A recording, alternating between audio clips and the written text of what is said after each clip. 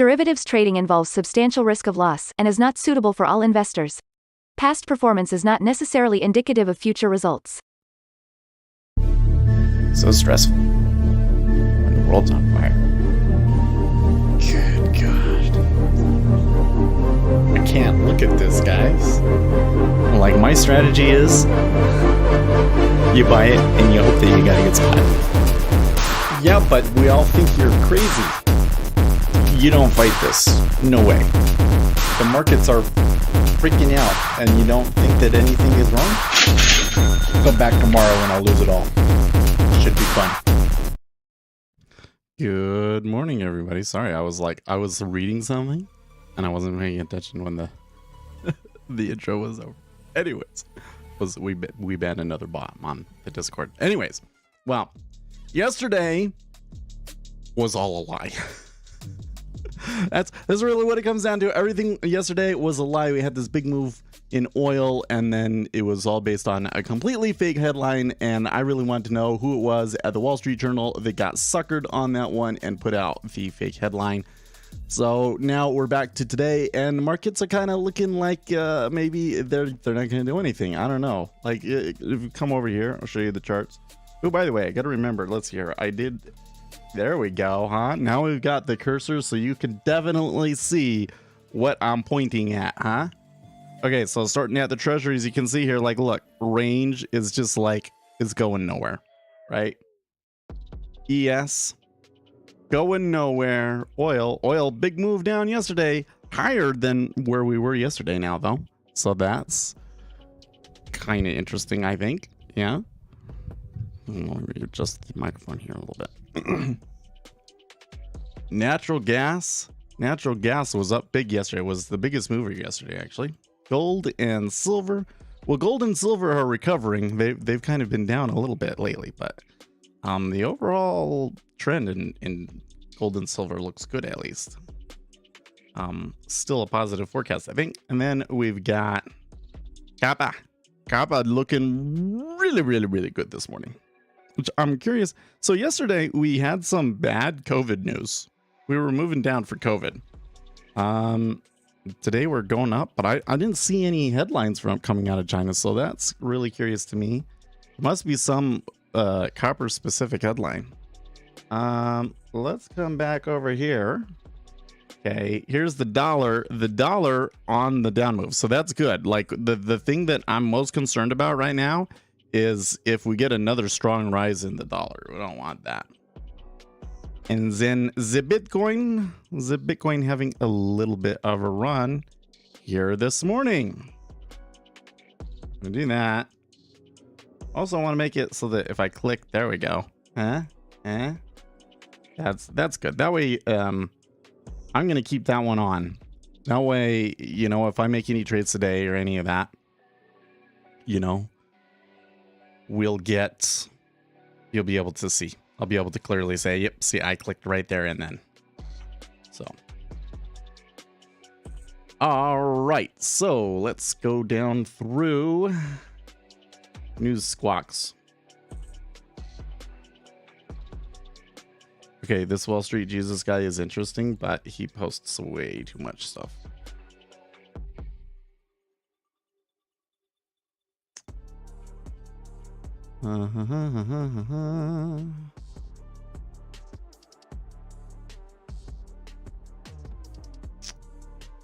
Just go through here, see if anything.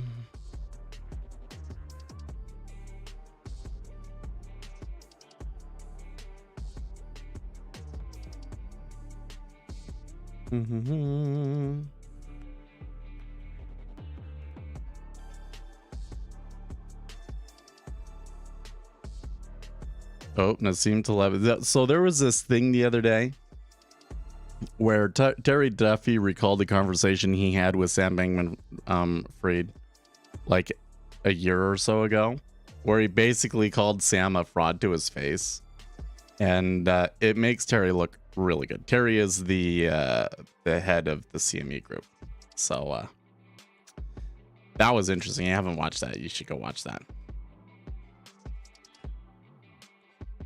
Does it count if I tweet for work? Asks Elon. Well, nothing too interesting overnight. And I didn't really expect anything too big, but it was a very lack of news flow overnight. It was kind of the thing.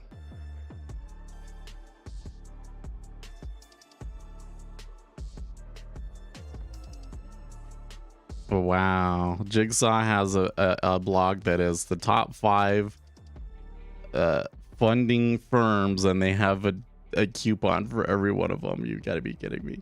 No thanks. I'm disappointed. I mean, I understand it and I'll let it pass, but I'm disappointed. What else we got here? All the treasuries are moving on the upside.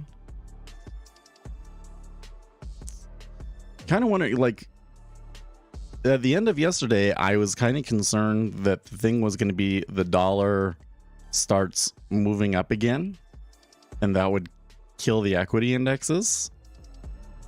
But given the overnight action, I'm actually kind of concerned that it's going to be the opposite now.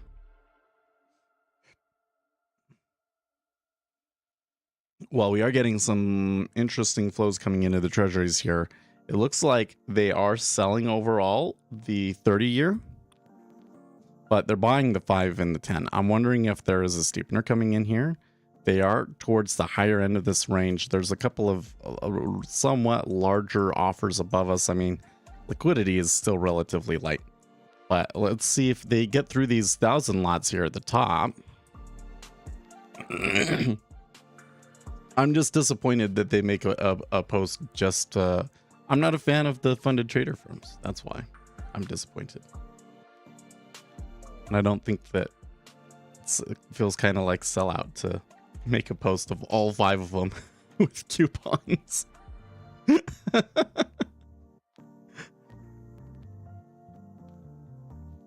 But that's why I say it's like it's a pretty transparent, grab. That's fine. It's fine. It's not like it's illegal or anything.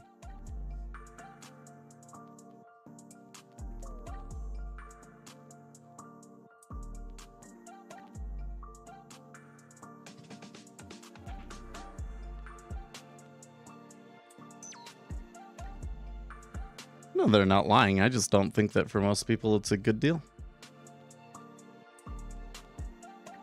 I think that it encourages you to use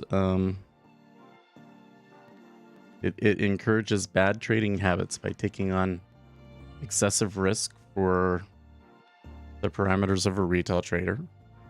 Most people don't. So like, man, who was it that did this? There's a couple of people that went through. Why is it? I wonder what's been going on, because who is it? The Futures Trader 71's community, like on their channel, they did a video about funded trader programs. But their conclusion was that, like, of their members that got funded, the vast majority of them do not maintain it more than 3 months, which sounds about right to me. Like in my own trading, I've definitely had months, many months, in fact, where I would have passed the combine, right? But it's not every month, right? So probably like I would get funded and then like the next month you'd lose it again, because the targets are just so aggressive, and they kind of encourage you to trade in a way that is likely to lead to disaster in the long run.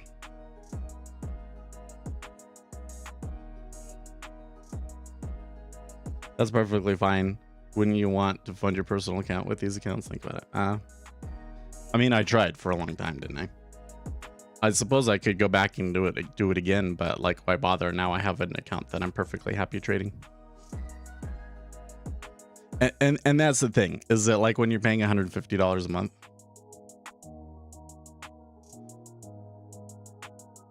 you can spend that on other things. I guess 150. I guess the base combine, like the $150 one, isn't bad. I see some people that are paying for like the $300 ones, and I'm like, just save up 3 months and fund your own account, dude. To me, only makes sense if you want to do something irresponsible, right?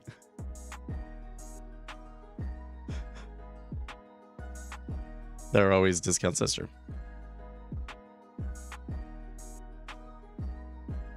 But having been through that whole thing and being and was, what was it? So like I did that whole thing, and then, you know, the one founder from Earn to Trade, and, you know, ended up being on in all sorts of kind of shady stuff, and that was the coupon code that we had been using, and it just left a really bad taste in my mouth, man.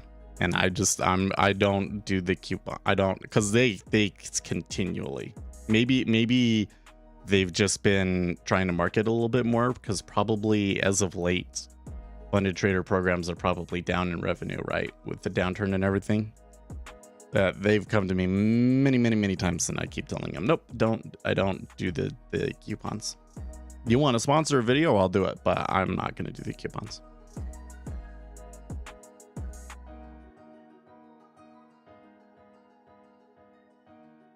You can hit the target anytime, sure.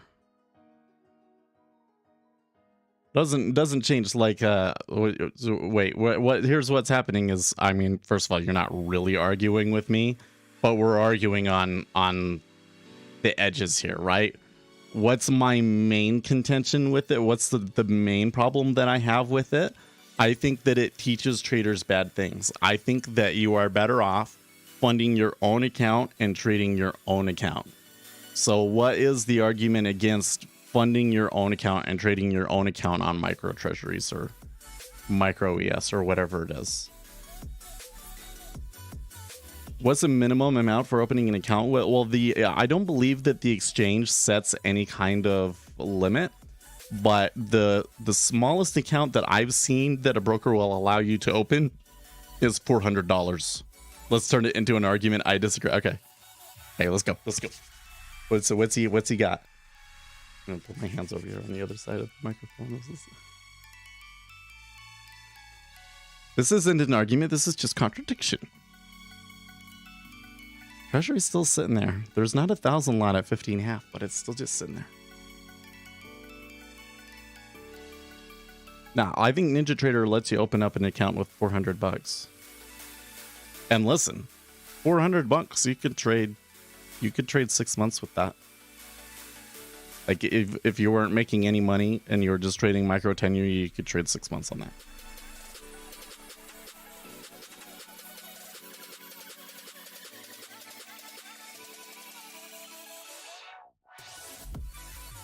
No, it's not that the okay. Wait, I have to read his comment first. Somebody watching afterwards knows what I'm talking about, or that's not looking at the chat. When you say they are teaching traders, if you go there to learn, yeah, right, you are going to burn. What you should do is adapt your successful style to those restrictive tools and make it work. So it's not that they're restrictive. I think that people say, like, yeah, they're like really tough rules, and it's good to do it because it requires some discipline and things like that.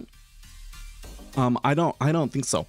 The issue that I have with it is the amount of profit compared to the amount of drawdown that they expect you to have. So the basic gist of it is that it encourages a risky strategy. It encourages a strategy that I don't think is very sustainable. Right? So yeah, if you go there to learn, then you're going to burn. But that's what I feel like most people do. At least that's what I feel like happened to me. Because I think that I would be further ahead if I hadn't wasted a year on the combines.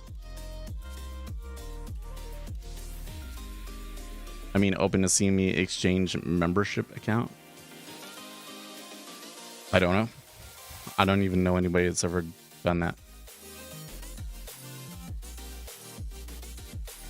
You can learn good habits from Seth, not the combine. You can spread the risk of 5K real account on multiple combines and learn trading along the way. Or, I mean, if you want to do crazy, risky things, just trade it soon. But I think that you're better off. Like here's what I mean. Okay, let me qualify. I think that like coming in and trading for a year and being really successful would be like coming in and you made 30%. Like if you came in, traded treasuries for a year and made 30%, that'd be awesome, amazing. And you can do that for 5 years, you're set. You can do that for 5 years, start a fund. Right? Like that's the kind of performance that I think is realistic, right? And is responsible. And what are they asking you to do? They're basically asking you to double your money in 2 months is what they want. Well, I mean, you could trade the account as long as you want, but most people they're trying to do it within a month or two, right? It's not right. That's why I feel like it encourages excessive risk taking. And what happens is all of the retail trading community anchors their expectation based on the combines. Like I always said, oh, okay, if you know, I'm back testing a strategy, I want the strategy to be able to pass a combine. Well, that's not really a good metric, is it? So now my metric is like, what's my Sharpe ratio, right? If the strategy can go for 5 years, what's the Sharpe ratio? If I can get a Sharpe ratio over 1, then I'm interested. Really, anything over 0.5 is reasonable, but if I could get it over 1, now we're talking about something that's meaningful. I think that's a better goal, right? Well, uptick again, not quite reaching the high, but teasing it.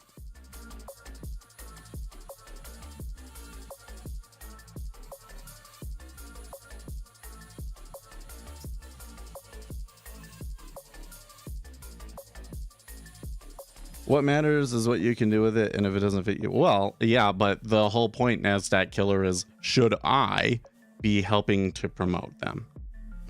And moreover, should I be basing my like using affiliate programs, right? Because an affiliate program, it basically encourages me to market their program, and the amount that they pay me is dependent on how good I am at marketing their program.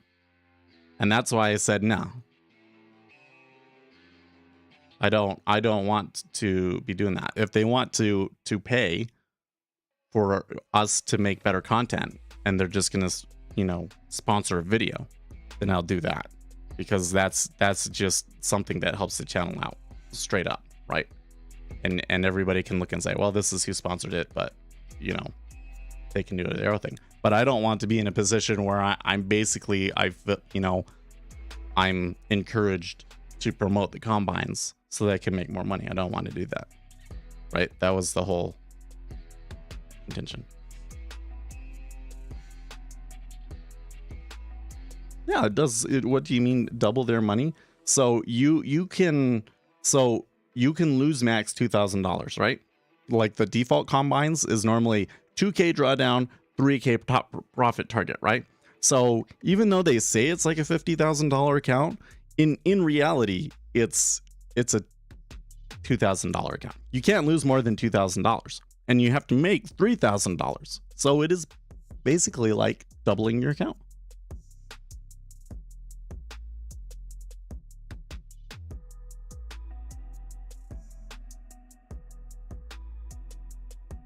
I think there's one where the drawdown and the target are equal to each other. That's a little bit more realistic.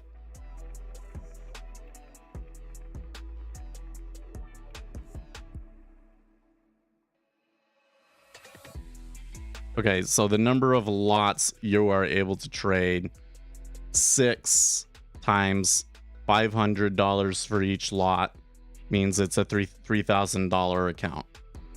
So if it's a $3,000 account and your target is $3,000, then it's still like they're still asking you to double your money in a month, right?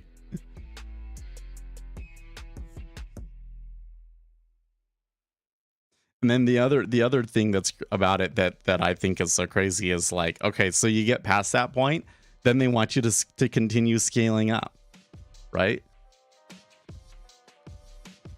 So here's the question. Why did they come up with those specific parameters? Do you think? Why do you think Top Step Trader originally came up with those numbers? Right?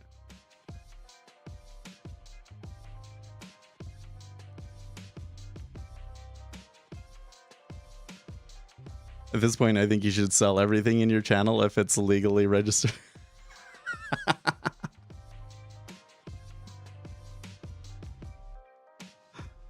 Well, scaling does, yeah, there's a certain point at which you can't scale it anymore, for sure.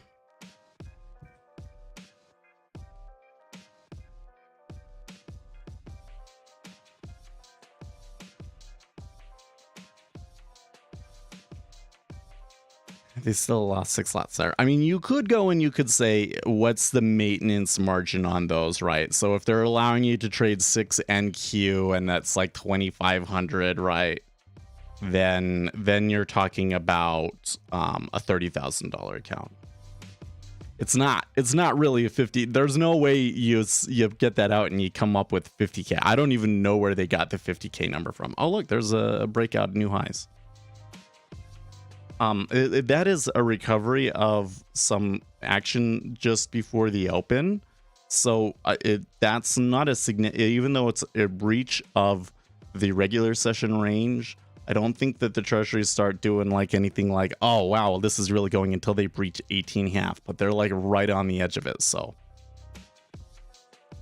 the FTX YouTube influencers are being sued for false advertising. Yeah.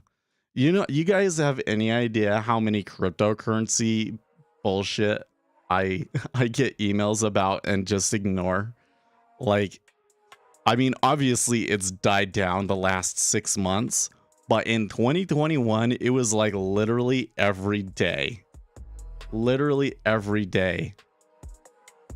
I can't even imagine the people that actually ran cryptocurrency channels. You know, I can't even imagine what kind of offers they were getting. It was like really ridiculous.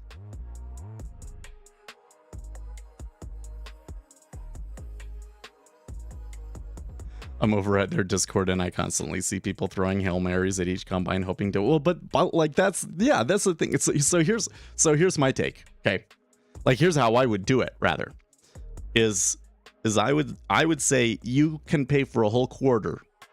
And if you do the whole quarter and you come out with an overall profit and a Sharpe ratio over 0.5 after 3 months, then you can get funded.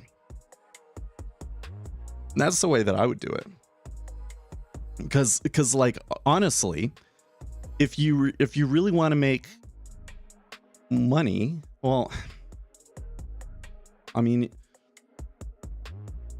I'm just saying, like, if you're a hedge fund, right, the performance metrics are like 20-30% or like what a hedge fund would do, right?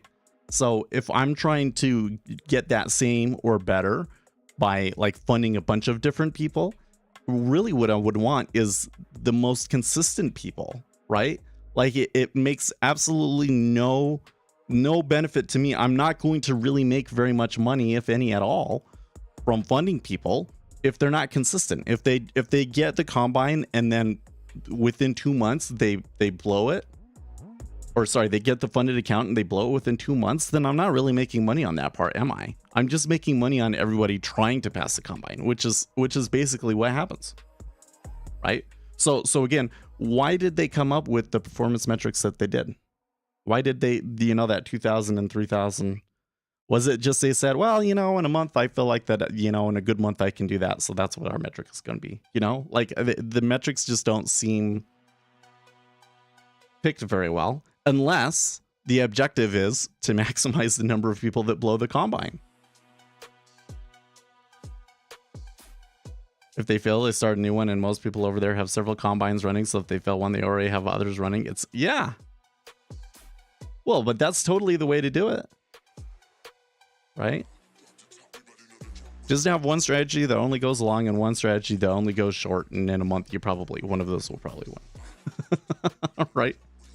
And then if you get to the top profit target, just stop. You take little trades that are just scratches until you've gotten enough days. Because you have to trade like 15, 20 days on some of them, right?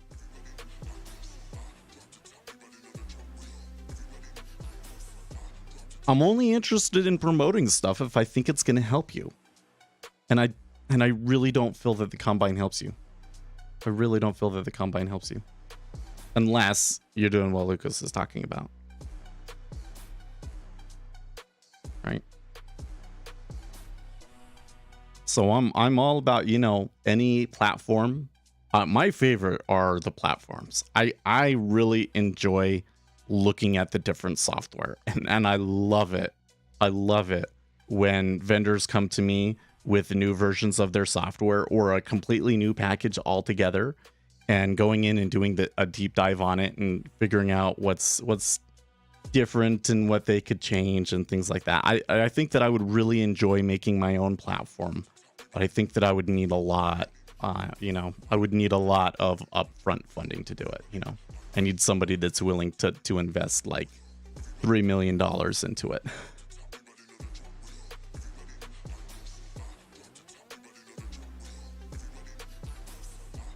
So, but combines and cryptocurrency stuff, I don't think that it helps you, and that's why these days I just ignore them. Well, the combine people, if it's I'll tell them, well, I don't really like the combines, but if you want to talk, we can talk. I'll do sponsored videos. But anyways, it's a big offer there at 16. They came up to 18.5, and it's still kind of a little bit tepid, isn't it? The 30-year was a breakout, but not in the 10. Bitcoin is seeing a bit of a run here. That's curious. What do you think's with that? Do I want to trade today? I mean, I kind of do. But at the moment, I'm not sure if there's actually opportunity or not. I am kind of tempted to try and take this iceberg here at 17.5. See that? I would have much have preferred 3.8. Well, I always want to trade. Always want to make money, right? Always want to make money, but I've gotten to the point where I'm more concerned about not losing money than I am about making it. Or no, let's not put it that way, because you have to take risks to make money for sure. Okay. But what I mean to say is that as a trader, there's only so much that you can do to generate actual edge, right? Like being an informed trader, that's the best way to generate true edge beyond just like the noise. Now you can make money off of the noise, but there's fat tails and issues like that, right?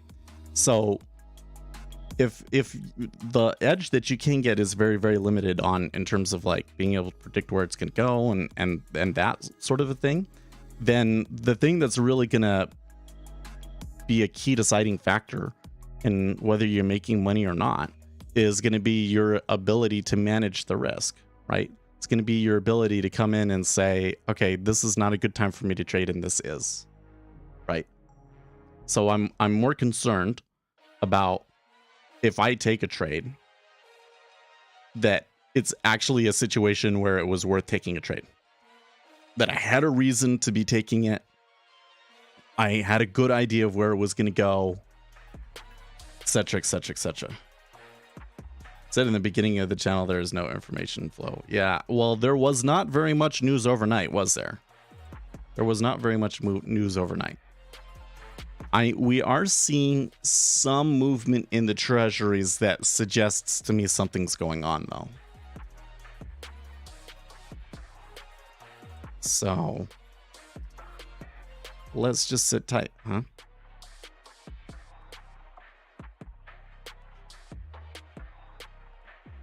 Wow, Scott Adams just retweeted an MSN article where they basically said that John Fetterman should run for president. Are you kidding me? You know what I didn't realize about this? I know I'm like diving into politics like super quick, but I promise this isn't like necessarily a partisan thing. Of course, John Fetterman has some big negatives in having had a brain aneurysm or whatever it was recently. But in terms of like the platform and his politics, the left really likes it. He's a lot like the things they like about Bernie. So the kids actually did like Fetterman and came out for him, even though all of the Republicans are like, nah, he can't, he shouldn't, not mentally fit. Well, we'll see. Well, I don't think we'll see, I guess. Are you trading based on treasury price action now? No, that's not for sure. Okay, so if I see the market moving or I'm seeing volume coming through, right? That alone is not going to be a reason for me to get in, for sure. And that's what you are getting at, an Aztec killer, right? That's 100% right. You've been listening to me, holding me to my own standards, 100% true. But if I am seeing the volume coming through, that's usually a hint to me that I missed something, right? So I can sit here and wait and see, and maybe I get enough to say, okay, it is enough. And I guess we do have some things. Today is the last auction of the week. So what is it? It's 7-year no auction. Okay, so that's gonna be important in our 10-year treasuries, right? So the auction itself is something we can trade off of, although the auction doesn't necessarily suggest we would have a trend, would it?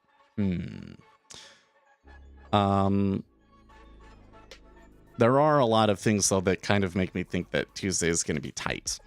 Overnight action was tight. We've got big events tomorrow, it being the day before the holiday, and FOMC meeting minutes coming. So there's those things. We do have some Fed speakers today, but they're going to be long after we're done trading. So, yeah. Well, the treasury sure flipped down there quickly, didn't it? The 5-year is still net buying, though. So I'm trying to pay attention. At the moment, it's not giving me a trade. At the moment, it's not giving me a trade. But let's just keep an eye out. You know, if I get a strong amount of flow coming to the long side, I think maybe I might go along with it. That move down, though, I think kind of makes things a little bit less likely, doesn't it? The move down kind of says, well, there was something going on, but the market maker is in charge here. All right. Started to buy ZN on RSI 30 and sell 60 closed Tom. Okay, wait.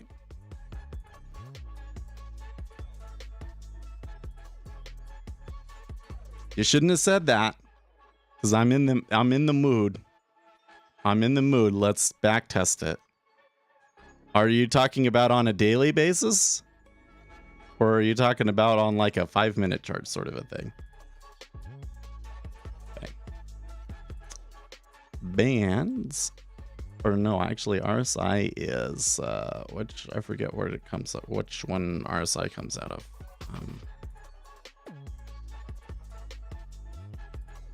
5-minute. Okay.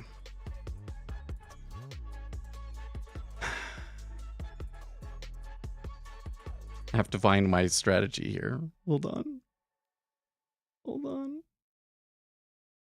RSI. RSI strat. Okay. So he's saying, oh, do I not have, maybe it's in a super RSI.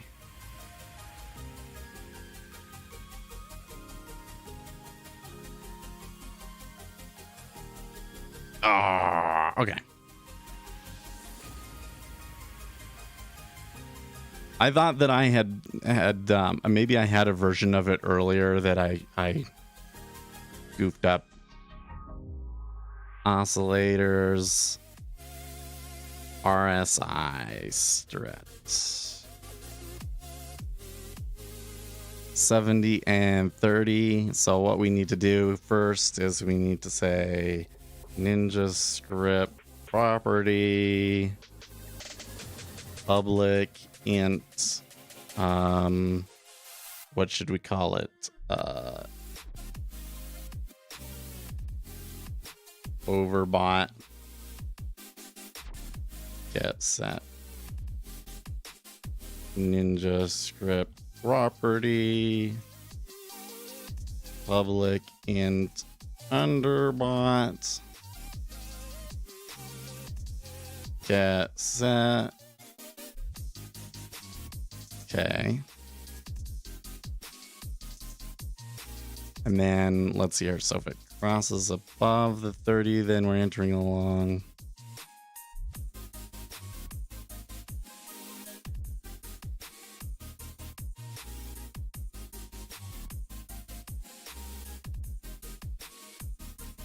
Okay.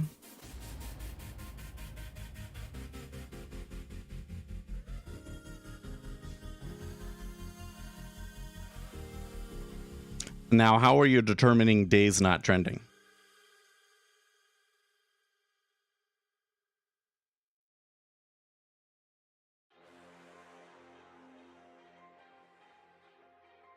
Nah, like can you come up with a technical test for whether a market is not trending though?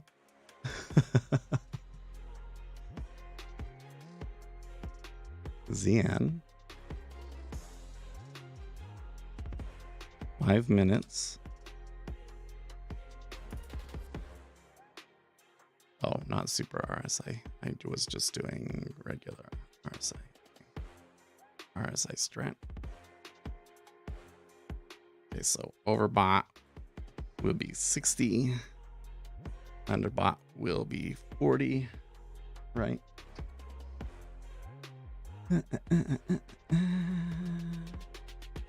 I'll set it up to not use targets first, then it probably will come out with a profit and we can talk about why that's probably not very good. ZN, I'm just going to go with the default period of 14, but you tell me what period it is. I'm going to run this and while I wait for you to...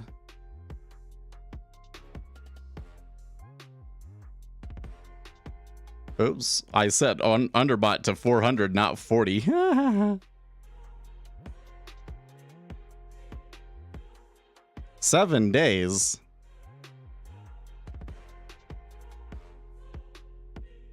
Wait. Your RSI period, it's on a 5-minute chart and the period is 7 days? Wouldn't that be, wait. Wouldn't that be like 1440 divided by 5 times 7? You're using a period of like 1500? Or maybe he's talking about whether it's trending or not. Well, it looks like you make a lot of money on short trades, but not long trades lately. But look, 62% profitable. Like, what? That's because I don't have targets. Let's come in and look at the analysis. Oh, yeah. You got slaughtered at some points. Yes, it works. That doesn't look so good yet. Look at that day. Let's see that right there. That's your fat tail. What day was that? The 10th. Were you doing this on the 10th? That was 2 Thursdays ago. Profitability doesn't matter. Drawdown does. There you go. Let's say max drawdown is a key performance metric to look at. That matters a lot. Yeah, we might be able to cut our losses on some of these days. But it looks like most days you're losing money. And with that one, we don't have targets. So I'm going to come over here to these metrics, my MAE, MFV. Okay, so we definitely got like some fat tails on the losses, right? So we can, so first of all, let me bring that into ticks. Okay. So most of them are within 16 ticks. So we could bring it into 16 ticks and bring it in there. But most of these, it looks like almost even the ones that are profitable, like have a lot of adverse excursion. So, and then when I come into the MFE, it looks like almost everything has some favorable excursion. So here's what we can do. Is if I say my stop is 8. Wait, how was I doing the target here? Or do I have it? Is it using... Okay, the target is a risk reward factor. So if I say the target is 0.5 and I say that my stop is 16, might be able to get this to give me something, even though it'll look really nasty. Oh no, that was a disaster. That was a disaster. So my risk reward is what I expected, right? 0.5. And you get a good percent profitable, but it's just not enough.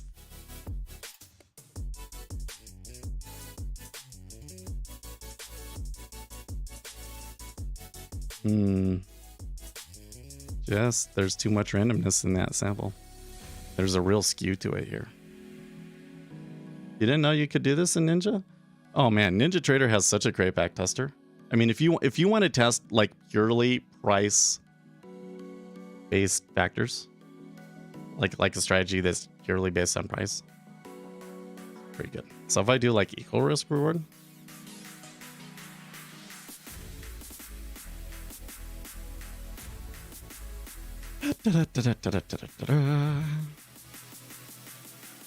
seems to work.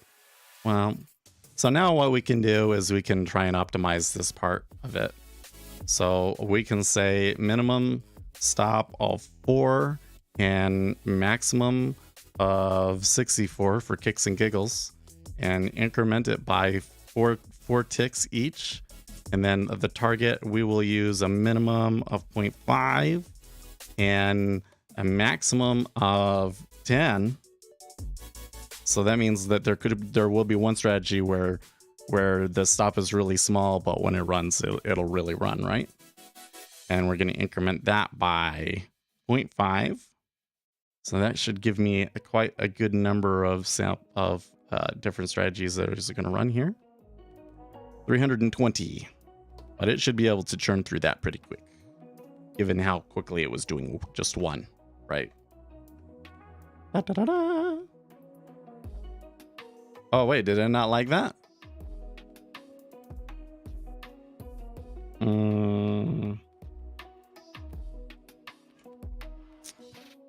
Okay, what? Oh, I see what I did. I when I switched that, it didn't set the overbought parameters.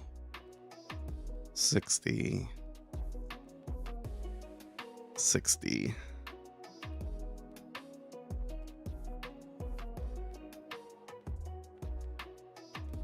They started bouncing back up here in the treasury, but it looks stuck still. It looks slow.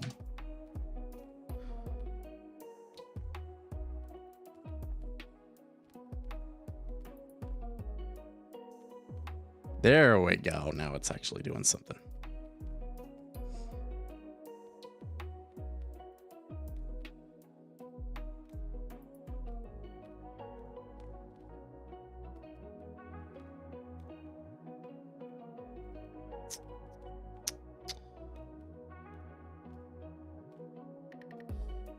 Wow, none of them came out profitable. None of them came out. But what were the parameters that they did? A stop of 12 and a target, a risk reward ratio 5. Wow. Wait, how did they get 53% on that kind of a risk reward ratio? Average winning trade, average losing trade. That doesn't quite make sense. Looks like a lot of these trades are getting cut short for whatever reason. In this one, it's probably, so if I come over here to the actual trades, exit name, close position. So a lot of these, it looks like it's taking like the opposite. Exit on close. Okay. So to fix that, what we could do is we could say and position dot current market position equals market position dot flat. So I'll only do it if I'm flat. That way, you know, it won't stop and reverse essentially. And that would give those trades more the risk reward factors that we want. I'll also introduce more randomness in the strategy though, so it's probably going to make it worse. Probably going to make it worse. I don't know. 26.29% on short trades isn't bad though. Like the probability on it isn't bad. The Sharpe ratio is 0.31 though, so it's not a good strategy. It's not a good strategy.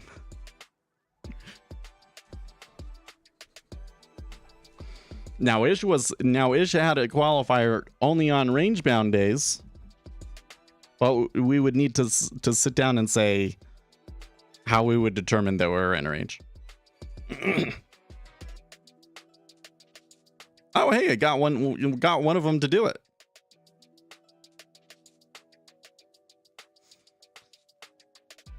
That just brought down the you lost a lot less is basically what happened on that.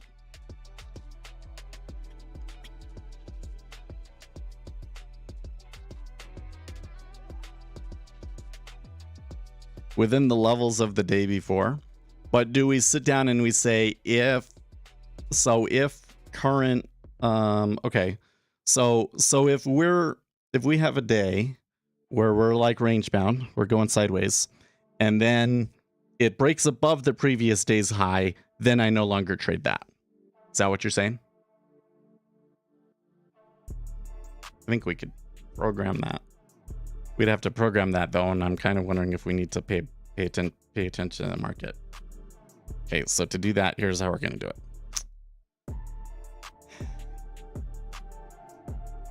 Configure and data series. And then what's the correct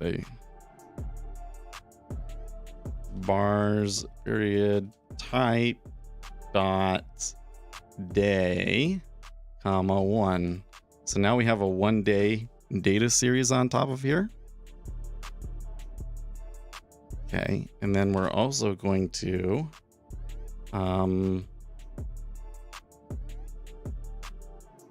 I need to add it up here.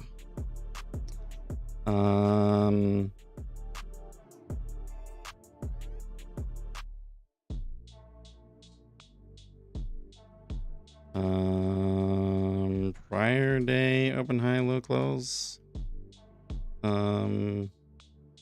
Previous, I think is what it is. We'll see.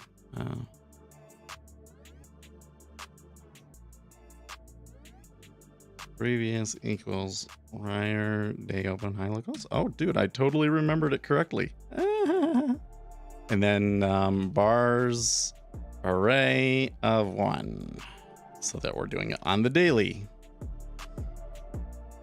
Yeah.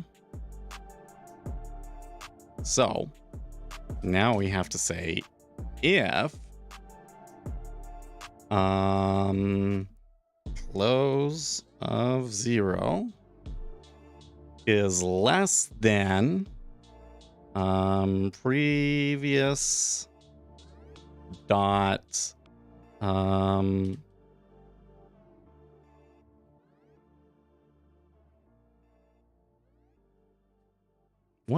what actually does here, I can find it over here.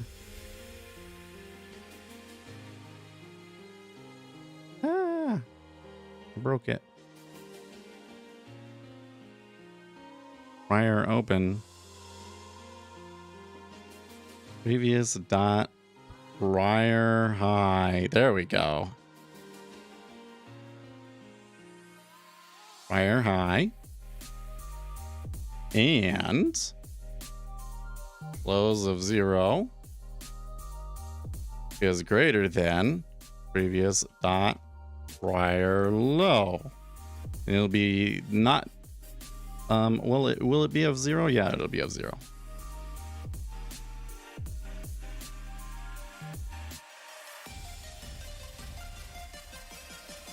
Okay.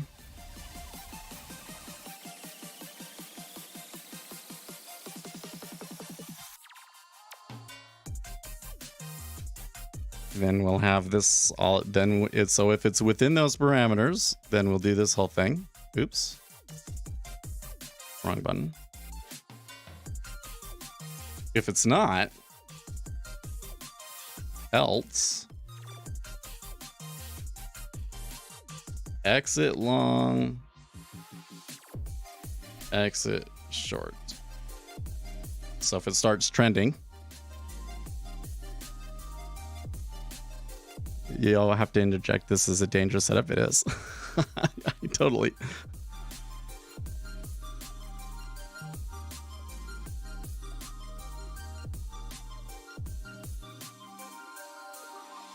Let's just stay within the levels of the day before first.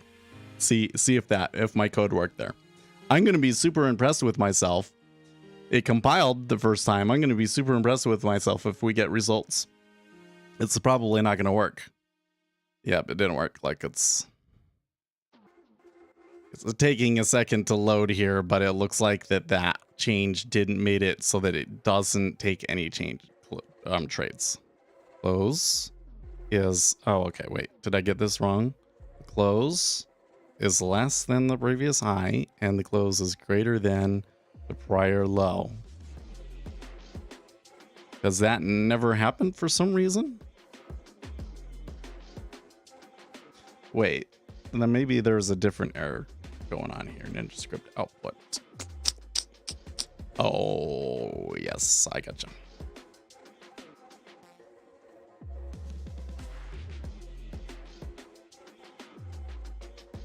If current bars of 1 is less than 1, return.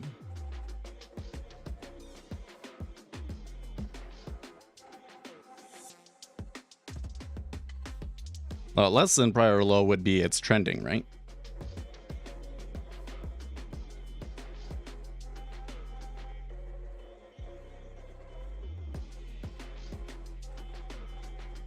You could go in there and you could set up in the trending. So basically, this right here is range, and this right here is trend. So we could change this and have a different strategy if we are quote unquote trending, right?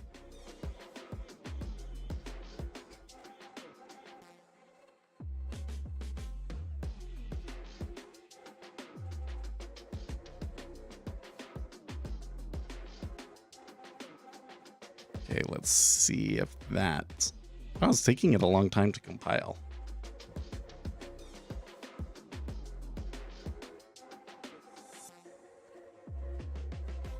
That's a little better.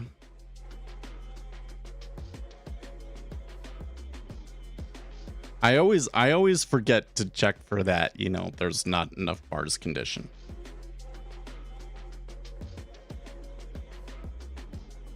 Oh, that still didn't work though. It didn't take any trades.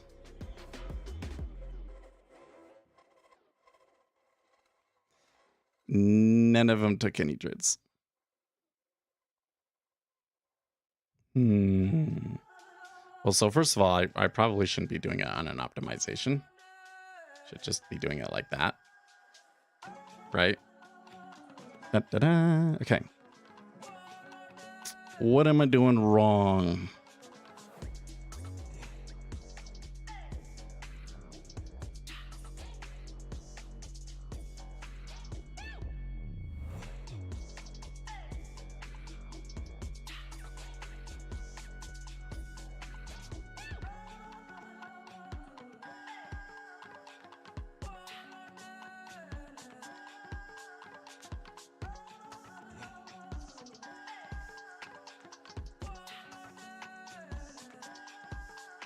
And change this and take off the sound because that's probably getting really annoying, isn't it?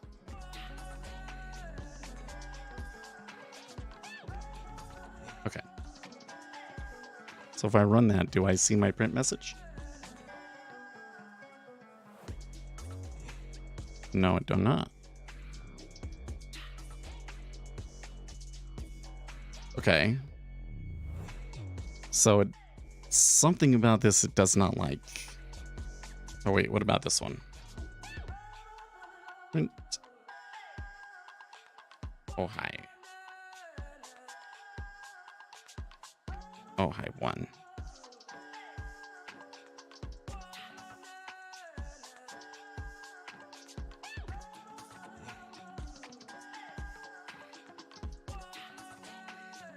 Hey Jacob, where have you been? Good to see you.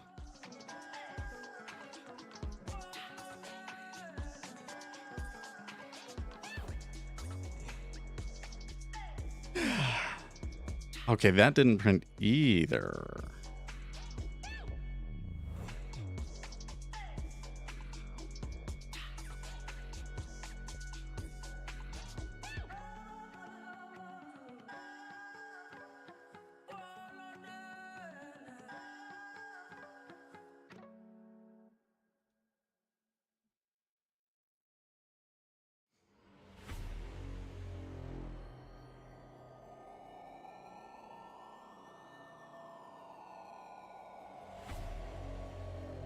That suggests to me that it's never getting past that current bars part.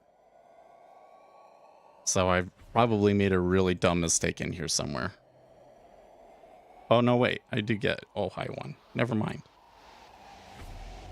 Wait, why did I not see that before? Oh, well. I'll run it again just to be sure here. Okay.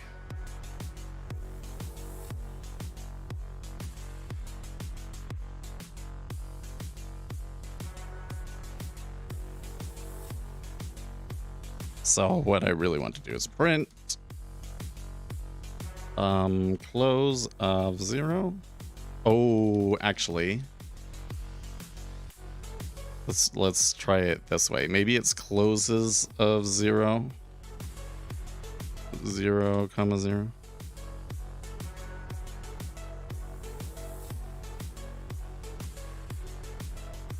And I'm also gonna say if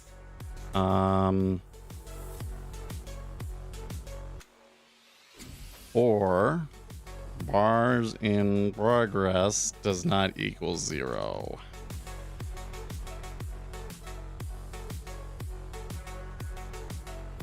So that'll help a little bit.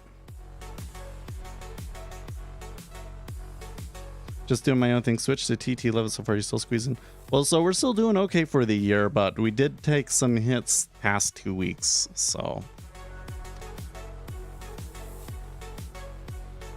was hurting a little bit last week.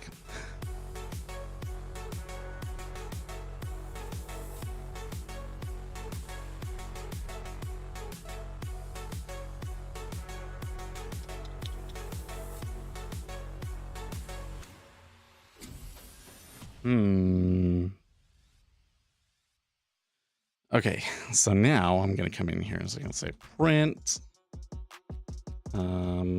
closes of 0, 0 plus a space plus previous dot prior high plus space previous dot prior low 0. Okay.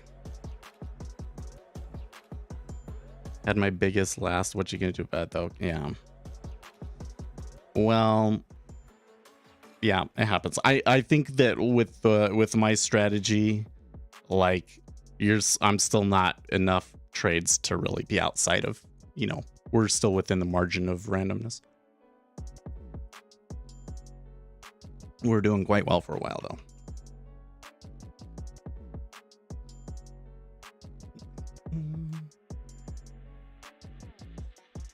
Okay.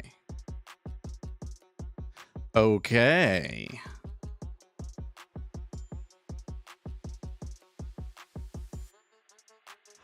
Oh, you know what? I'm being stupid. I don't even need this bit. The add data series? I don't need to add the data series. I don't know why I thought that I needed that. That can just be like that.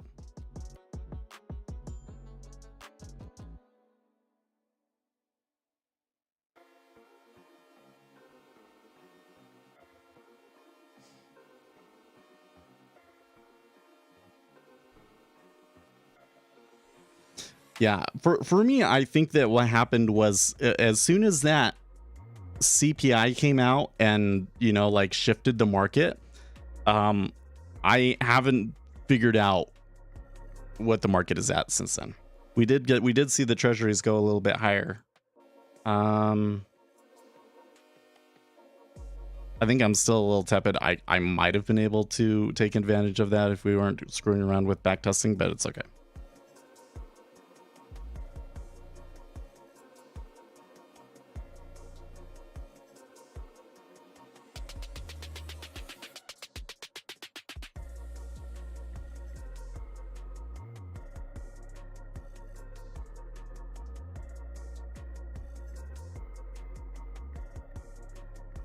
So let me fix a few things here, since we don't need all that junk.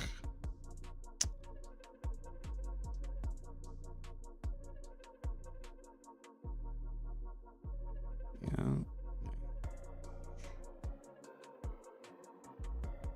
And then this here we have to say if current bars,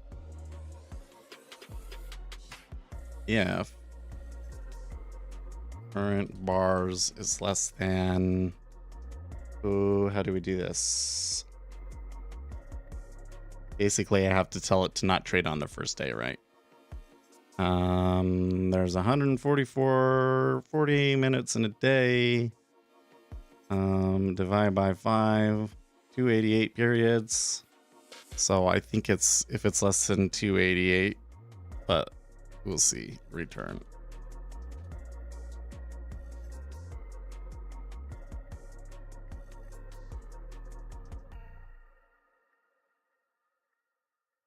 I see that. I feel it's just chopped to us flows that we don't understand. No. Yeah.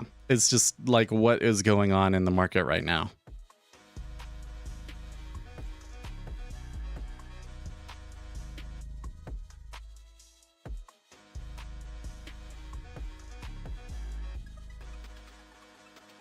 All the flows kind of shifted, and what the institutional strategies are doing right now don't necessarily make sense to me.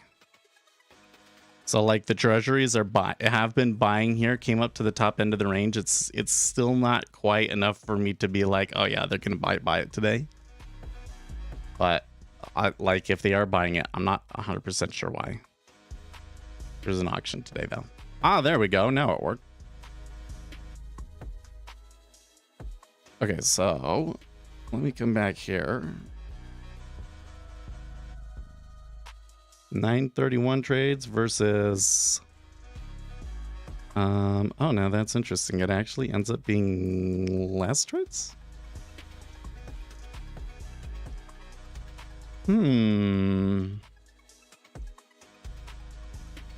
But that basically ruined the strategy. I wonder if you do the opposite of that, what it does. If I say if it's here or it's here. So if it's already trending, then do it.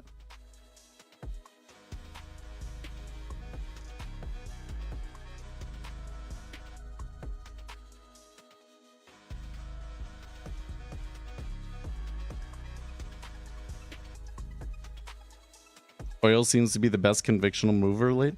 So some of what, like oil coming down as much as it has is really surprising to me. Like I understood what it was declining, but not that much. Not that much. It did do better when it was trending.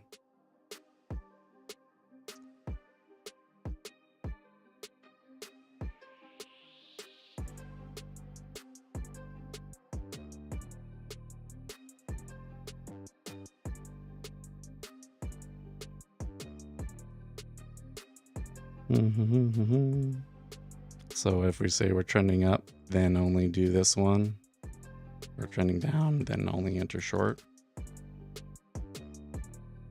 This will probably take a lot less trades, but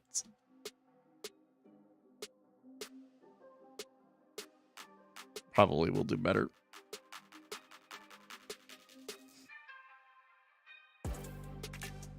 I don't know if Ish feels like this is a sufficient backtest for him, but it's not looking so good for the idea that does it. Treasury's coming back here again.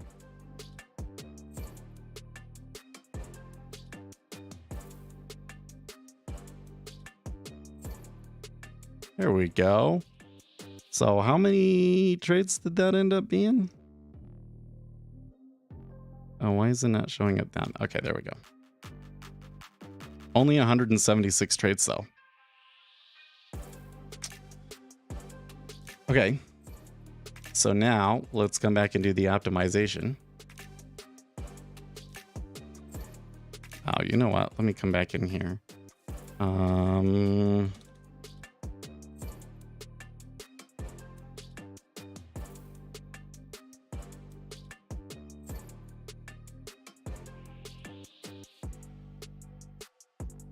It worked the last.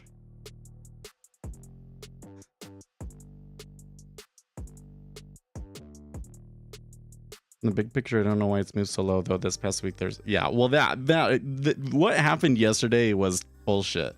Like somebody had to have been manipulated. Whoever it was that sent that information in, I hope that the Wall Street Journal never believes a thing they say again. You know?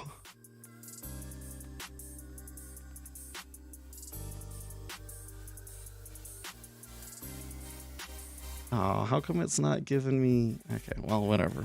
40. Or sorry, 60.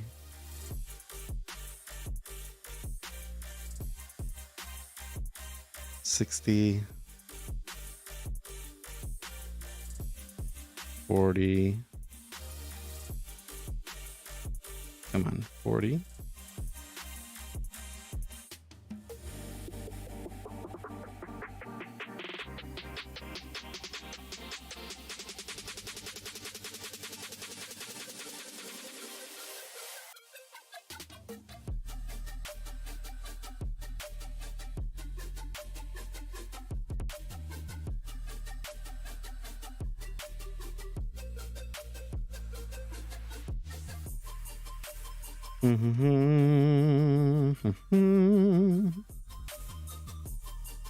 Last one, I promise. Saudis probably bought the lows before they said it. Yeah. I didn't even think about that one. Maybe. You know what? Actually, in retrospect, I kind of felt bad about yesterday because like when that headline came through, I feel like I should have been able to sniff that one out as bullshit. Because I said it at the time. I was like, well, that doesn't really make sense. Why would they be doing an output hike now? Like that would just contradicts like what they just did. And isn't this supposed to be like they're not going to change anything until next year anyways? So like I should have called the headline out, but it didn't even think about it.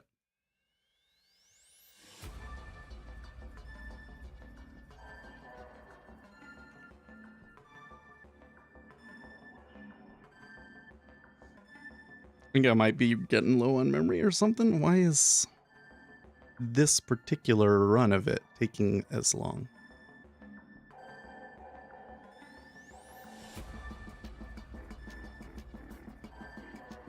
Some interesting ticks there.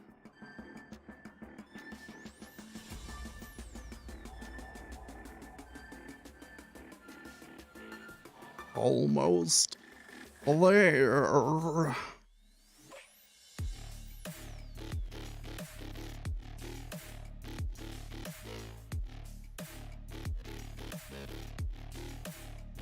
What about the E-mini? First move on the open, down.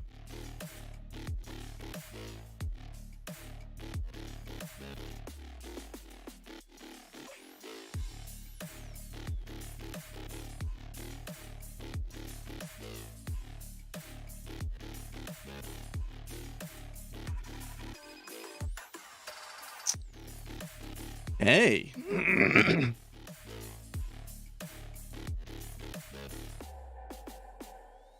So the one that worked the best, granted, the only reason why it worked the best was because it minimized the number of long trades that we took. The one that worked best was taking the RSI, and so only traded it if it was a trend up day, and only traded it long if it was a trend up day, and only traded it short if it was a trend down day, based on the previous day's high and low. We got a profit factor of 1.18 and a Sharpe ratio of 0.28. So this is not something that I would be super interested in trading. The MAEs and MFEs are quite a bit more random, so I guess that's okay. Although it does seem like the ones that... Okay, so there's a lot of losers that do have some favorable excursion, and it's like really randomly distributed. So it doesn't seem like there's actually a whole lot of edge to this. Like, I'll do one more thing and then I want to get back to what we're doing. Okay, so there's the profit graph. Yeah, it looks like this just worked really well at a certain point in the year, and then it's been mostly random since. I'm going to do one more thing. I'm going to come in here and open in Strategy Analyzer tab. Okay. And this is going to run here real quick. Okay. And I'm going to change this to be 2017. So I'm going to do 5 years. Okay, well now that was a little bit more up movement. So let me close this.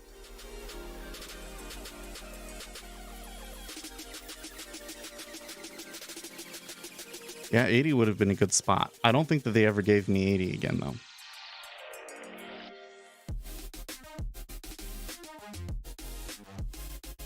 Kind of looks like on this move, if I was waiting for a pullback, I wouldn't have gotten very much from it. Furthermore, now here's kind of a little odd. So although we are moving up, the spread is flattening further. This might take a little bit. Ah, there we go. All right. So it fails the 5-year test. Looks like it actually does okay for periods, but then look at this. 2019, it just got decimated. It actually, that's interesting that it did okay in 2020 and not 2019. That's actually really, really interesting, isn't it? So, yeah. But I think that that does a really good example of why any kind of technical strategy, you should thoroughly backtest it first, yeah? Is that good enough to leave it there? I think I'll leave it there. Although, you know, trading based on whether we're above or below the previous day's high or low, you know, I'm surprised that I hadn't tested that before. And, you know, I'd like to go back and try it on some of my other strategies. Probably might help, because that did seem to make a difference. Okay, so they are coming back to the scene of the crime, at least.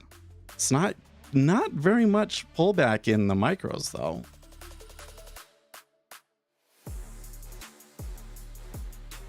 So let's just...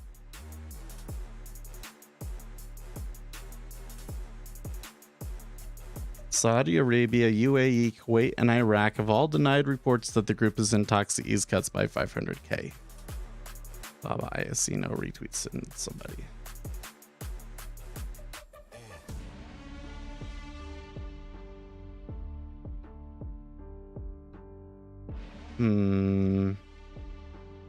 Hey there, Mishan. You're a little late today. How's it going?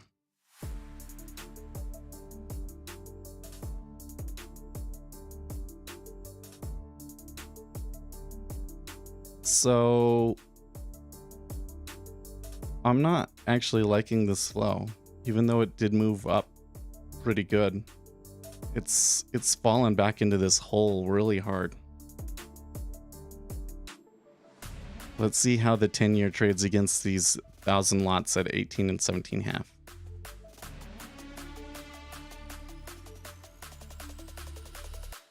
Lock in NASDAQ short position. Ooh. That looks nice, actually.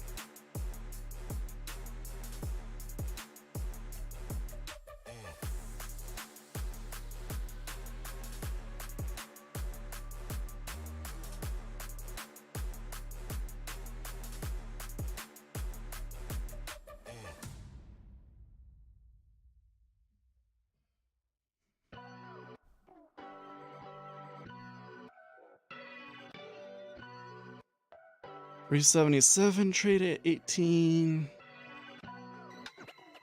Bid pulling quite a bit. The 5-year down a lot more.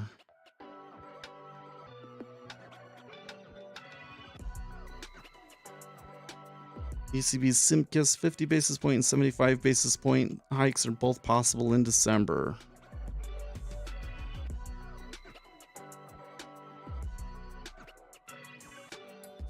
I think that what we're seeing here in treasuries is not a good sign for equity markets. So moving up but flattening, that means that the treasuries are really feeling like they're okay. That's enough to make me want to do something. Oh, whoops. Actually, that's not what I wanted to do.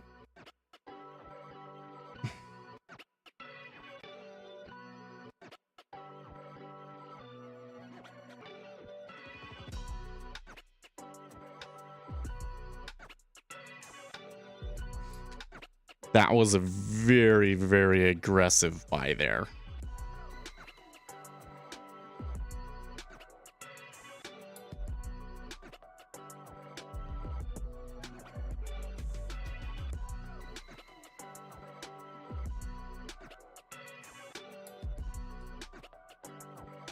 Now the big order might make us sticky. So... Hey, NASDAQ killer. Also, I'm not actually seeing movement in the dollar off this.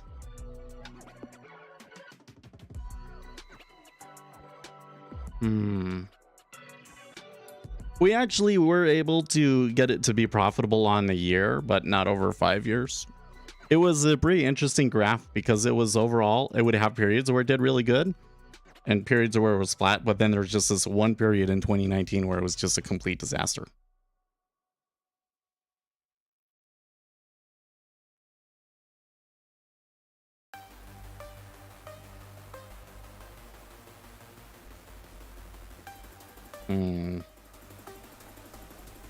So they're having a little bit of a hard time staying above 19.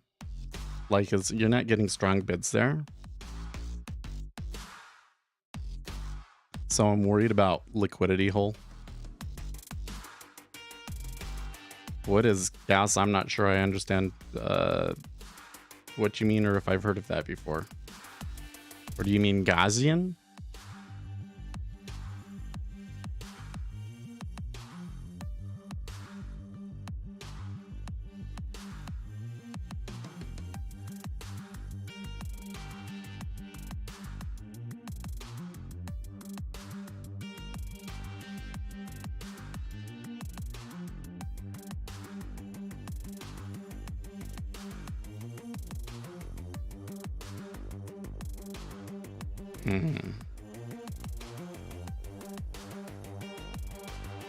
It's attracting fat tails. It definitely did. Well, because we were basing it on like prior days high and low, that's probably going to exaggerate the tail, isn't it?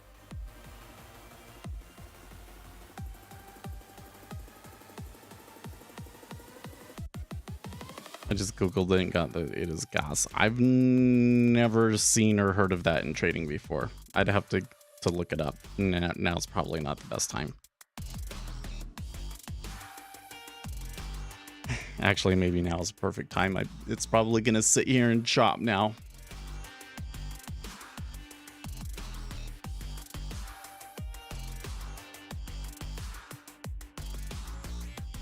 So I'm seeing some more buying here, but it's getting stuck at 19.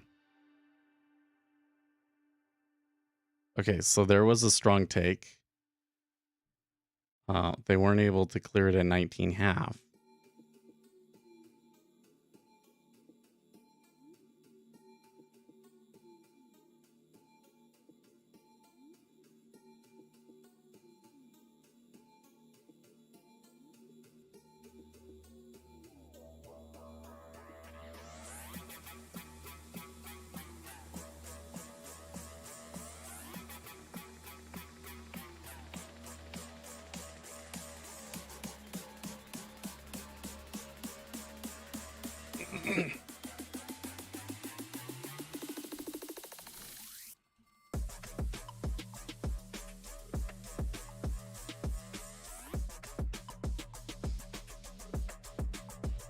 Yeah, these flows are becoming quite aggressive.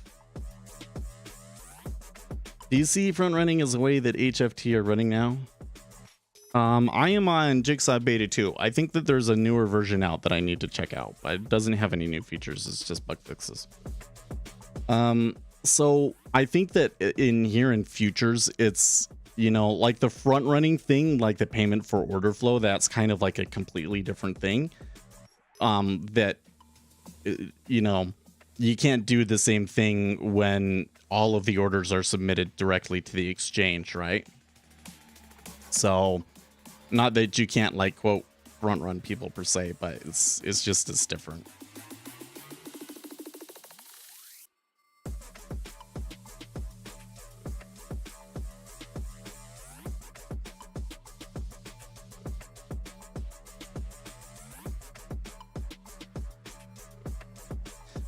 I'm wondering also, one of the things that one of the headlines I remember hearing yesterday was like, there was more cases in China, etc., etc. So that was one of the things that kind of was a dampener on sentiment yesterday, right? So one, I wonder how much of that is going on right now.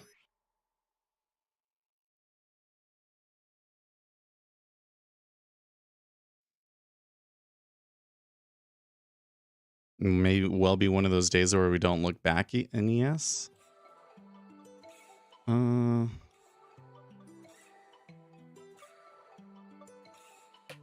Let's not try and call it too early. There's definitely something weird going on here in the treasuries, though, right? I mean, I think that it's a little bit harder to judge what's going on because of the auction. Might be why we're getting stuck here a little bit. There definitely seems to be... Oh,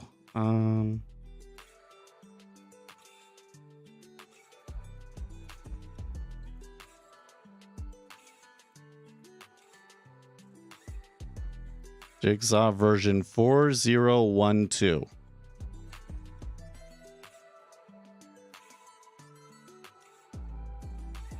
And the option is when you select the instrument in the symbol search.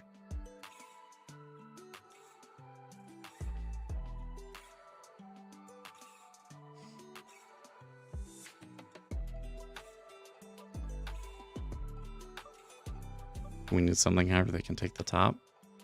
Well,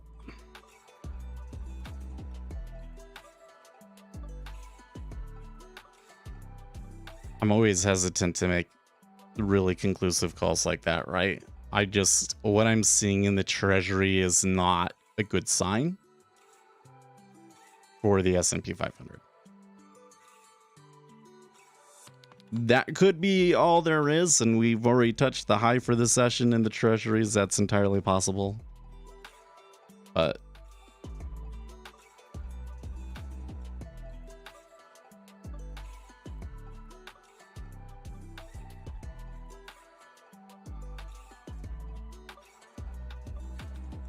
so typically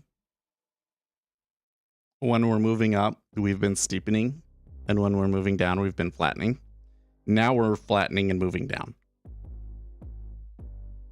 So that is what I would expect the treasuries to be doing when they're anticipating a recession, right?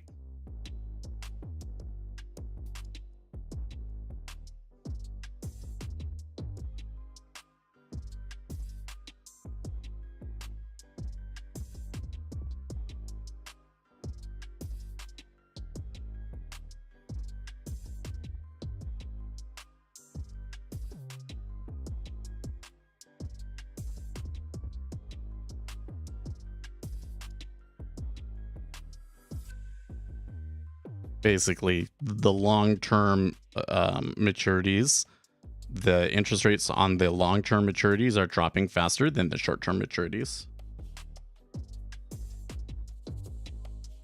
which means they think that we're going to have low long-term growth.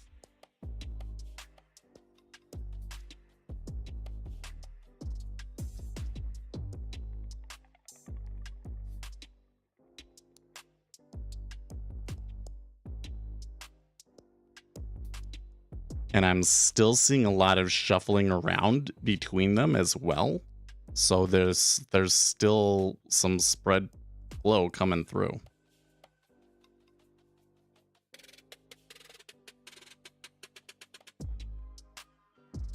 It also looks to me like the treasuries moved higher when the S&P pushed down there.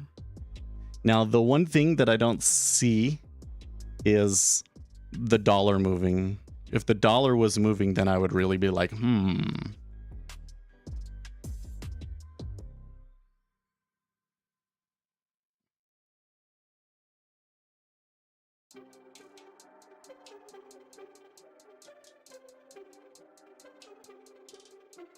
Iran nuclear chief announces enrichment program expansion.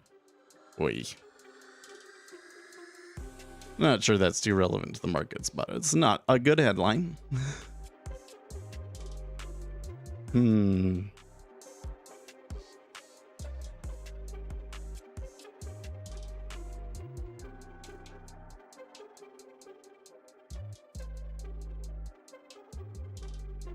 Oh, Financial Times, the ones with the scoop on that.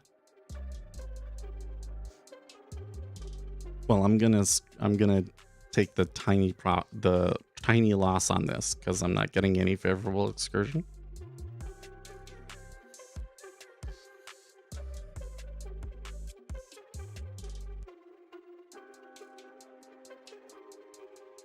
So on the trade that I took, I was seeing some very aggressive flows. So I wanted to continue seeing that flow, and instead it created a hole of sorts. So we probably don't want to mess with that.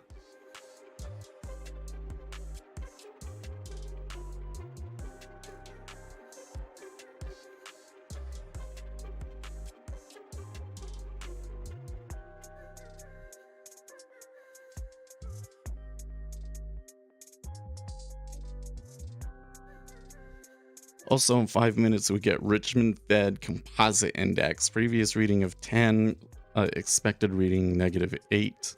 Sorry, -10, -8. I'm going to bet you that it's going to be lower than -8. Put on some heavy metal. You'd need to find me some royalty-free heavy metal on Spotify.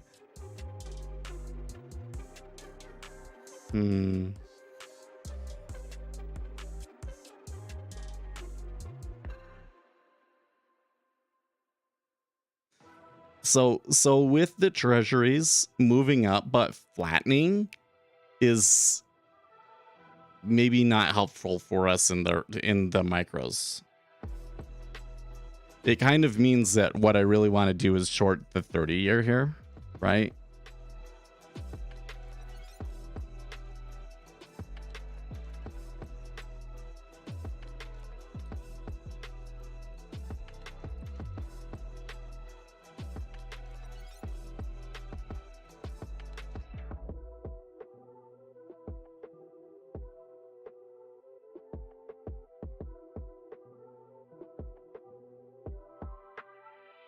How do you know that it's royalty free?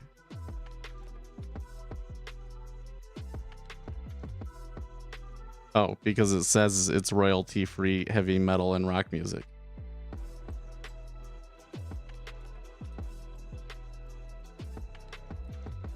I don't know if I trust them.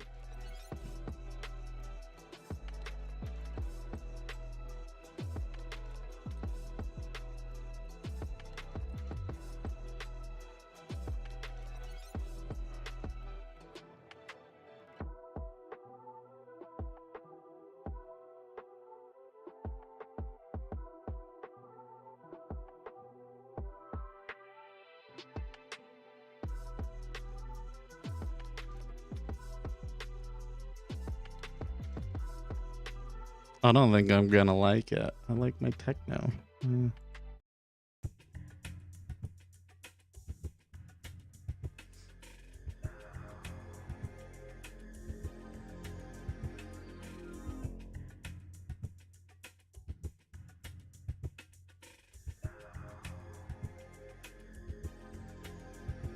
Is this supposed to be, is this just like a long intro? I was expecting there to be like, you know, blaring guitars blast over now.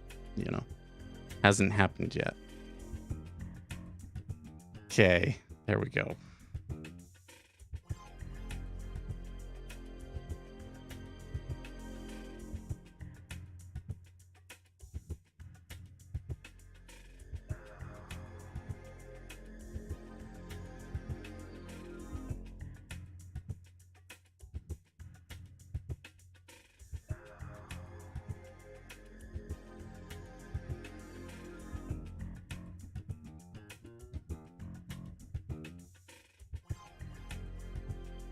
What?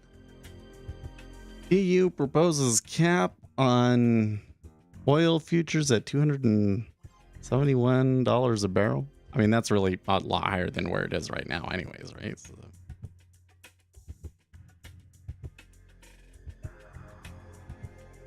heaven help us if we get there, though. Jeez.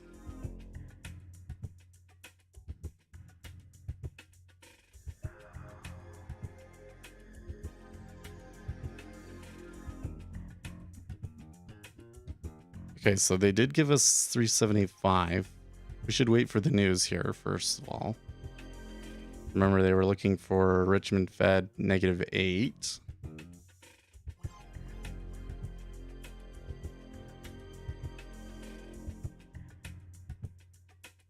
Oh, okay, it was a good number. It was -2 instead of -8. And why did the number come out early?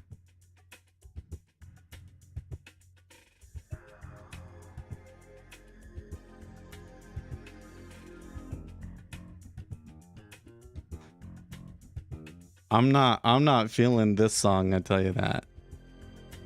This is like boring.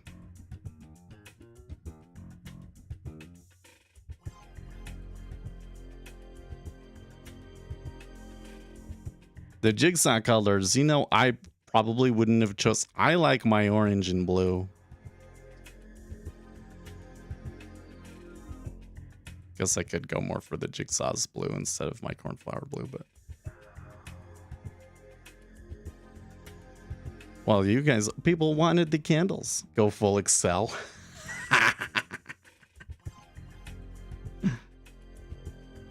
You battle it out with price action. He likes the chart. You know what though? Since we put the chart up there, stream has been doing better. Was about the time that we changed the chart that like we started getting back into the 30s again. I think one of the issues, I was kind of watching a video about this the other day. They were saying, you know, like whatever it is that you're doing in the stream, somebody has to be able that has no clue about what you're doing, has never viewed the stream before, should be able to come in and understand what you're doing. And that is really not our stream, right?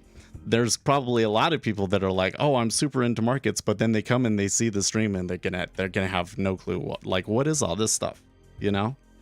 How do you deal with that? Well, we can have a video to introduce them, and we do have those, but you know, so just having the S&P 500 up there as something that they recognize, I think could help more new people come in. 20 Excel sheets on the screen.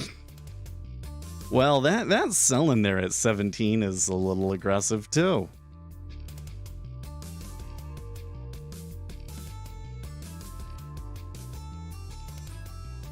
Well, this is a little bit more like what I would expect from Hard Rock, but it's still pretty tame. I guess it makes okay background. Makes okay background music. Now, this flow on the sell side is too aggressive. What the heck?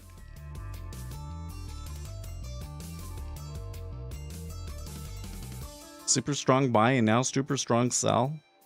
I'm not really seeing the spread change at all, though.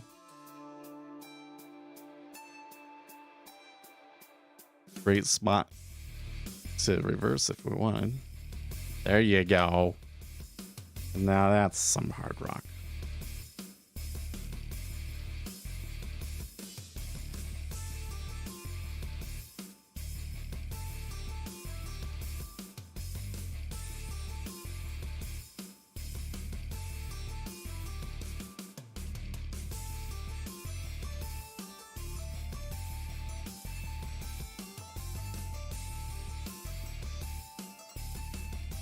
Well, sure is moving.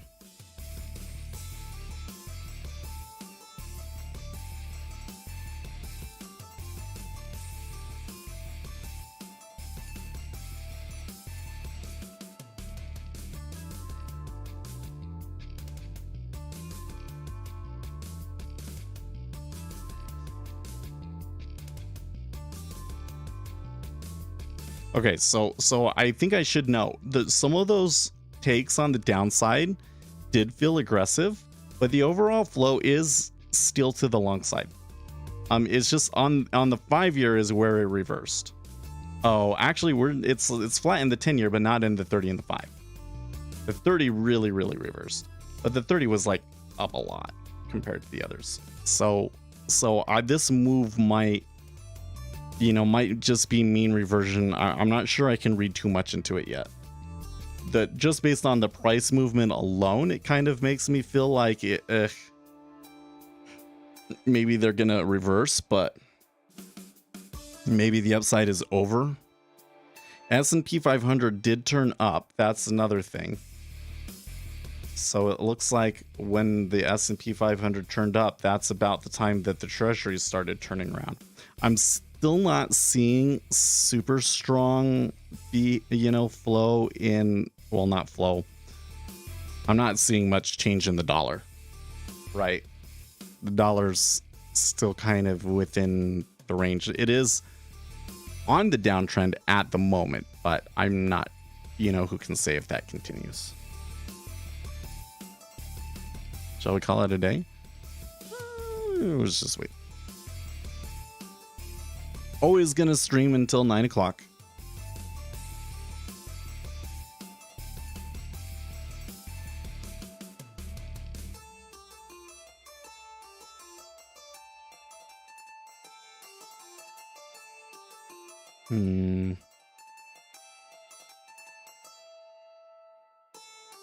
One thing I'm noticing is that the flow in the 10-year is starting to become harder to read because almost every tick is like 700 contracts.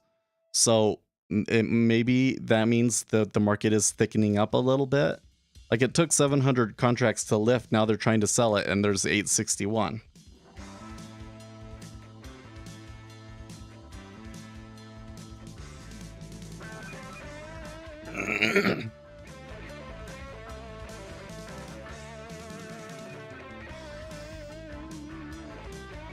This feels dated.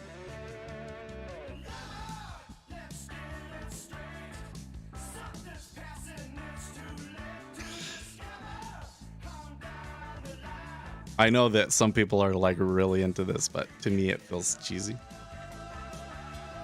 It's not that I dislike it. It's just... You think this is nice music? I think my bigger issue is I don't feel like it makes very good background music. You know what I mean? This song sounds like you turned it up, you know? I feel like I entered a biker bar.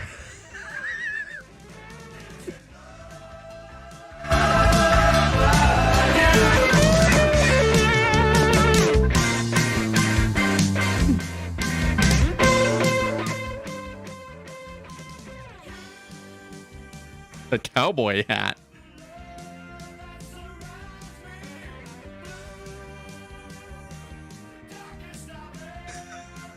I'm glad you guys are enjoying that. I'm finding the flow in the 10-year right now a little bit frustrating. Like I want to take a trade long.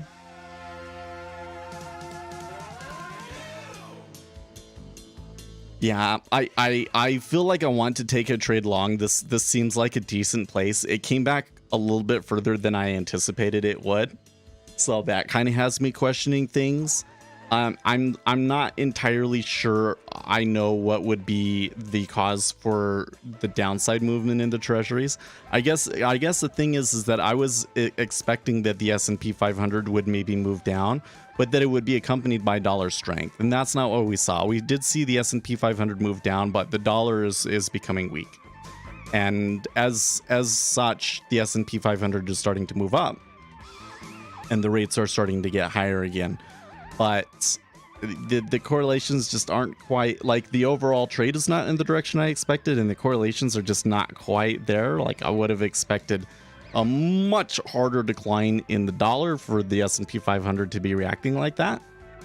So I kind of feel like they're gonna shoot back up to the highs and I'm gonna miss it, is kind of what I feel. Market looks like it has mixed flows. Yeah, well, and the other thing is that I do think that some of the difficulty that we're having here in the treasury is because there is an auction today. So the auction is kind of creating a little bit more back and forth and more wishy-washy flow, right? Because it's a little bit weird for them to have been buying it up as strongly as they were up in this area and then get slammed down so quickly without really seeing the flow come into the downside on the treasury. I am seeing the 2 and 10-year spreads steepen back out.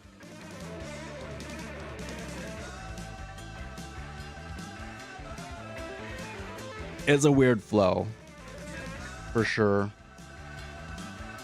I'm okay. Like I only lost $5. It's actually like where I got out at. So that's another thing, is that I don't think the conditions are okay. This is a little better. I don't think that the conditions are right for a trade in the micro 10. Is that how? Wait, is this what they listen to at I can't listen to this if that's what you guys think of it.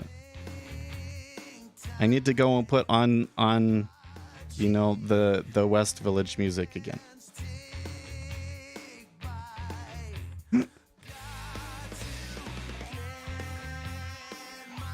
I mean, it's a new 7-year OTR will determine the coupon rate as well. Yeah, it is a significant auction, isn't it? And there probably is a decent amount of activity just because of the auction. And I guess one of the other things that's kind of making me, so what I don't like, or not what I don't like, but one of the things that I've had the hardest time with in my trading is when it's the S&P 500 moving the treasury, right? So when a move, a bull rally comes into the S&P 500 and then they sell treasuries and vice versa, and they're doing it based off of every turn in the S&P 500, you're kind of at the whims of the S&P 500's randomness. And so that's not as good of trading action for me, right? So the move that we saw, it was to the upside, did appear to be coincided with a strong sell in the S&P 500. And then the S&P 500 has come back to unchanged. Why would the University of Utah call me at 11 o'clock? Probably somebody seeking donations. Do you ever get that where your university calls alumni looking for donations and it's like, you guys are making money hand over fist. Why would I give you more? That's ridiculous. What an effing scam. Okay, there's an uptick. This is not holding a super strong bid, but it is uptick.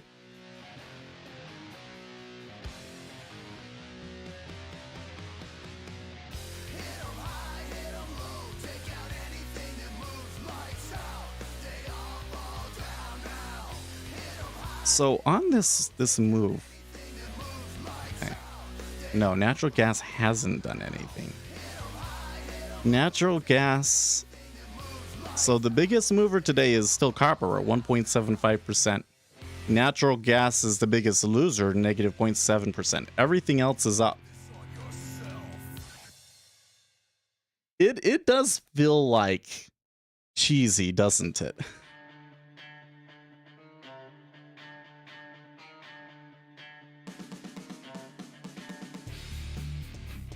What are you saying? Actually, my previous one called regarding that one. Oh, you're talking about the university. I was in the middle of meeting about the exact same thing with the provost last week at the current. Oh, geez.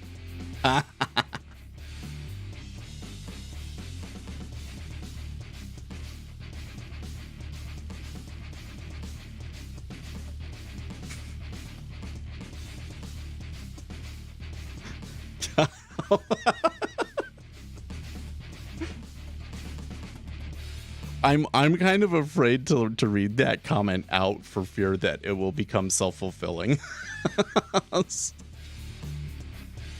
There's some, that big order at 16 has been there for a long time, and it seems like it is getting bigger, isn't it? Yeah.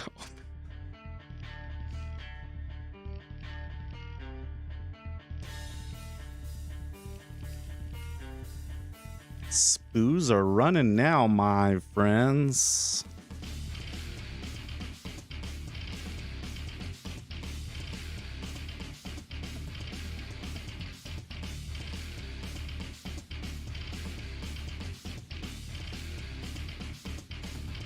I think the thing is like when I listen to this stuff, it reminds me of like late 80s.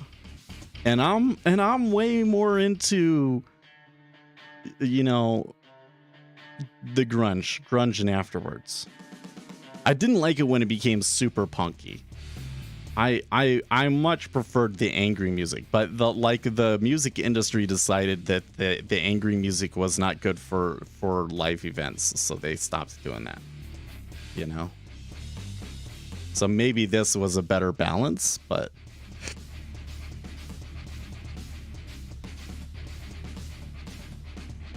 that was the golden period of balls to the wall speculative trading. Yeah.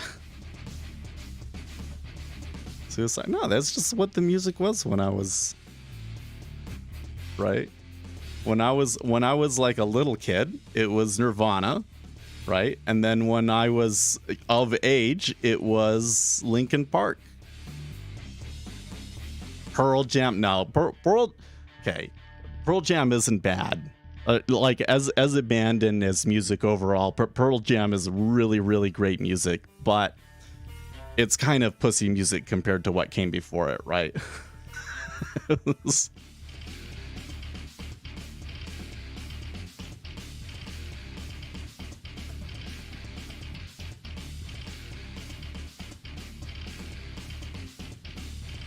Sometimes I create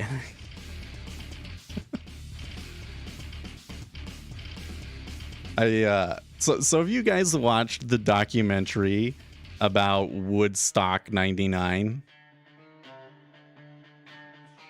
So I watched that documentary, and I was thinking about it, and I was like, after 1999, that kind of music died down. Like, Korn was not as popular after 1999. I really do think that the music industry said, oh, this kind of music is bad for ticket sales, actually, because the crowd gets too rowdy with it. And so they moved in a different direction, right? Instead of it being like angry music, it was we're sad music, right? Even though it's not really sad, it's still kind of like an angry sound. But they're talking about like cutting themselves and doing all these, right? Like emo. Like let's not call it punk, because it was kind of like there's kind of like a grunge, punk, and then emo, right? By the time it got to emo, I'm telling you, Korn was your first concert. If you haven't seen that documentary on Netflix about Woodstock 99, you should go watch that. I did not realize that event got that crazy. Like they were taking apart the audio booth and stuff. Korn just lost to Limp Bizkit and Linkin Park.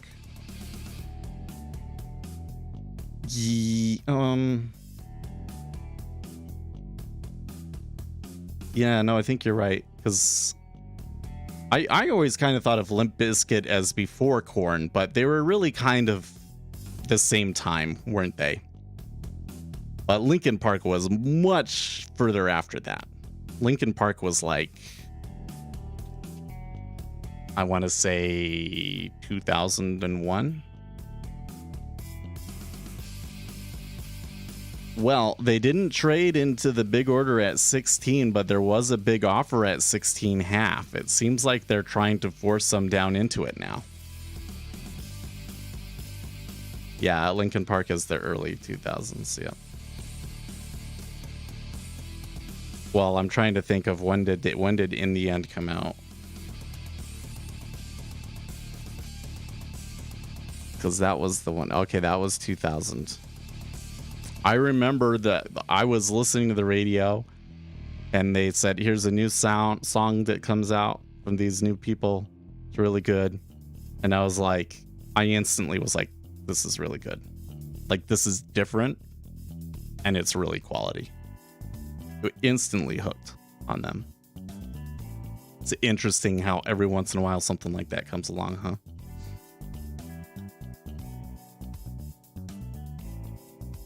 And I was really into Linkin Park, and then like I said, as things got along and you got into the 2010s, then it turned into emo music and it was lame.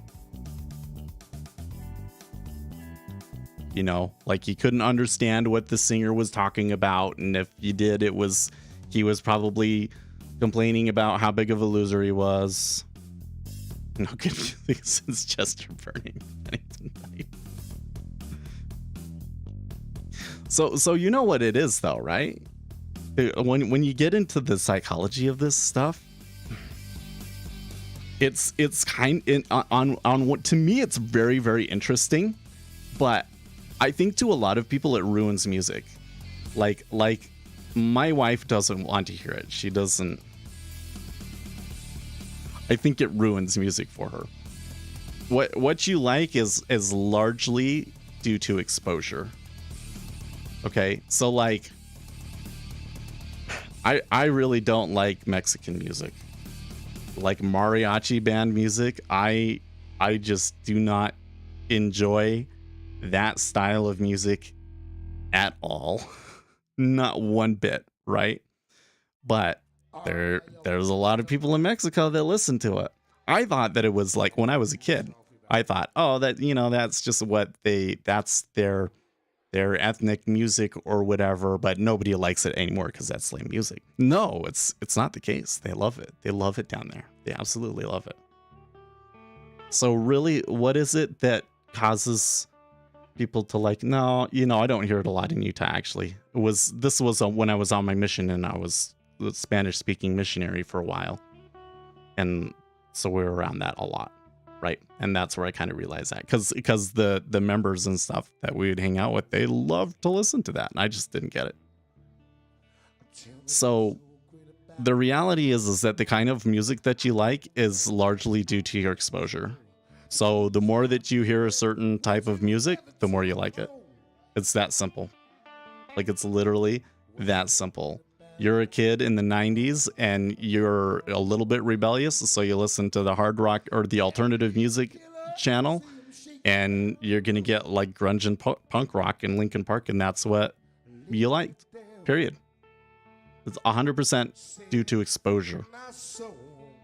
This is why the music industry spends so much money paying the radio stations to play their songs. It's because the songs that end up being at the top of the charts is not because they're the best songs. It's because they were paid to play them that many times, and you get so familiar with the song that it becomes a favorite. That's the effect of serotonin on your system, right? And your brain likes that mixture of serotonin and dopamine. So if you have something that's different, it's not too different, but just enough different, to add the flavor in there, but still all of the same structures and styles and everything to get the serotonin. You get both of them at the same time, and that's why you like the music that you do. That's what determines it. So if you so it's almost always going to be the case when you're a kid, when you're like a teenager and a young adult, like early 20s, so like 16 to 25, that's when your dopamine is the highest.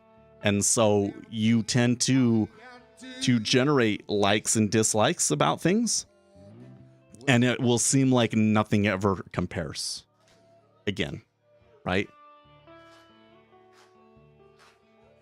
That's how Taylor Swift gets sales, by releasing the same songs every... They only did that once because of that whole issue with their previous record label, but yeah, it's still a funny comment. So there's not as much sitting at 16, but it's still a 1200 lot, and they're just kind of sitting there. Nobody wants to hit into it. I understand their reluctance, because what are the chances that they just slice through all three of those lots, 16, 15, half 15? Anyways, but here's the thing that I think is cool, is that there's a way around this. There is a way around this, and that is electronic dance music.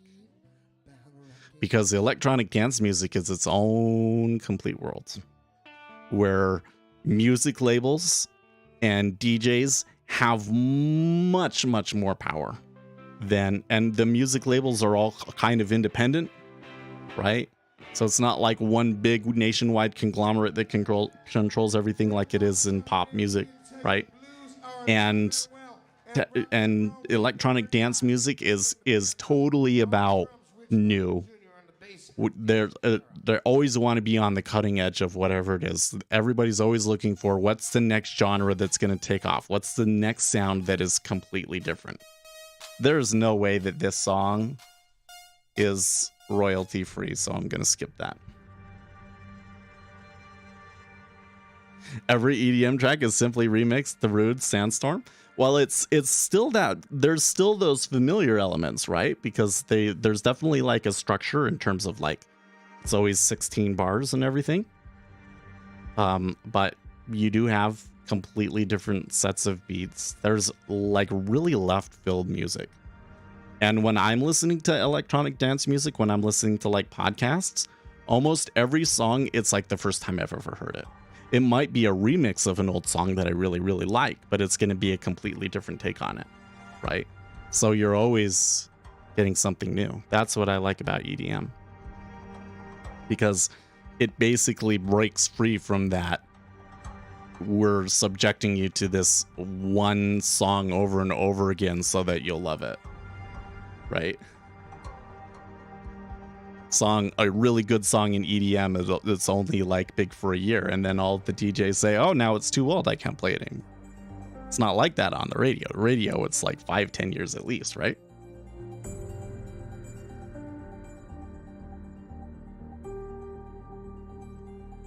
And it always keeps evolving. Every generation has a new style of electronic dance music. Yeah, this is a nice ambient one.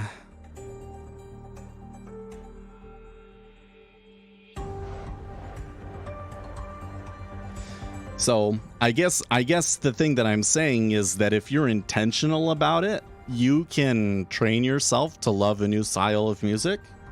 And if you choose the right genre, you can train yourself to get into the mode where listening to new music can be just as entertaining as it was when you were a teenager. You like experimental EDM? Well, Moby is like old school deep house. I wouldn't consider that experimental. I guess at the time it was kind of experimental, but no, one of my favorite things is like really left field drum and bass. There's a lot of, there's neurofunk for starters. I love neurofunk. But then there's some drum and bass that is really just like, what is the weirdest, most bizarre beat we can make? And I love that stuff. Anything that's like a new sound, new beat, neurofunk, yeah. So basically the way that it worked was this. In the 90s, okay, in the late 90s was kind of when drum and bass kind of came to the forefront, and there was a period, I would say early 2000s, where people basically had gotten tired of like trance music, and so everybody was trying to mix things up, and so adding broken beats into things was one way that you could spice things up. And so the guys in the jungle scene kind of took that to the extreme. Before that, it was kind of like reggae and dub, and then it kind of morphed into jungle, right? So jungle was like just, you'd have a re-space going, and then the really fast, lots of cymbals in it, right? And then neurofunk came along, and neurofunk was like, you wanted a much more funky bass line. Like it was still like a really deep re-space and everything, but it was way more funky. It was still kind of dystopian and aggressive and stuff, but it had more of a funk flavor to it, right?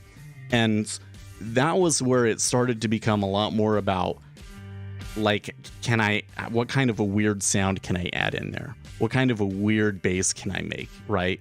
Making like these wobbles and stuff like that, right? And that eventually morphed into Noisia. So like if you ever listened to Noisia, or 16-bit, that 16-bit was the dubstep offshoot of that. That's basically what neurofunk turned into. If you listen to the Noisia guys talk, they all talk about all the old neurofunk tracks that they like. So even though I wouldn't consider Noisia like straight up neurofunk, they're like, you know, they were the next evolution of that. Yeah, I produce. Now this makes me feel like putting on a cowboy hat. Jeez. Hey, 2 ticks up there. They never traded into the 16. I wish that there weren't all of the problems with like the streaming, and I would play with you the songs, and I could walk you through the evolution of these sounds. It's super interesting to me. But anyways, neurofunk, you start to get weird sounds and stuff, and I just love it because it's like, again, it's the dopamine thing, something weird and unique and interesting. I like it's left field, avant-garde. These are all kind of the adjectives we use to describe it. That's good stuff. And you don't get that from pop. You don't get that from pop. I can link you to my, well, I don't know if I have everything ever, or I have a SoundCloud now. I haven't posted anything on the SoundCloud. There's also a YouTube channel too. I have a bunch of new stuff that I probably should put. Oh, that's not it.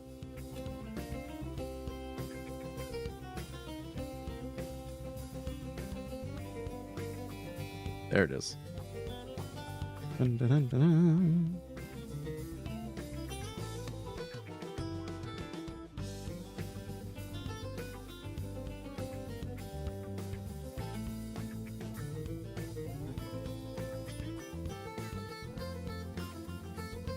Oh, what's this?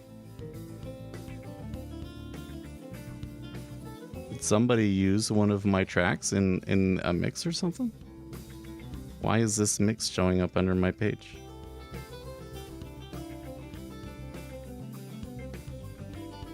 I have to go look at that later. I don't know what's with that.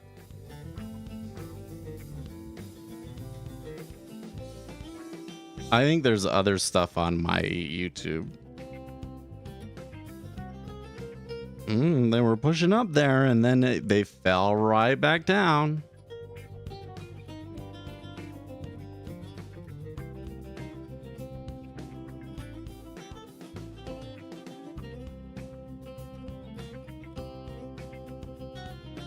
Oh, of course. Here's the YouTube channel. I think that there's at least one track on the YouTube that's more recent that's on the YouTube channel, and it's not.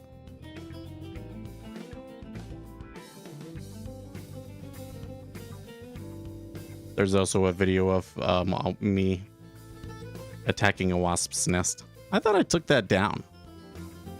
Well, whatever. This right here, my remix of As the Rush Comes. I thought that was going to be my magnum opus. I think I have some tracks right now that I haven't put out that I think are better. But it is good. I was pretty proud of this. That was a good remix. I think, like, this is probably the greatest trance track of all, like, vocal trance track of all time. Probably my favorite song. And my remix is my favorite remix of it.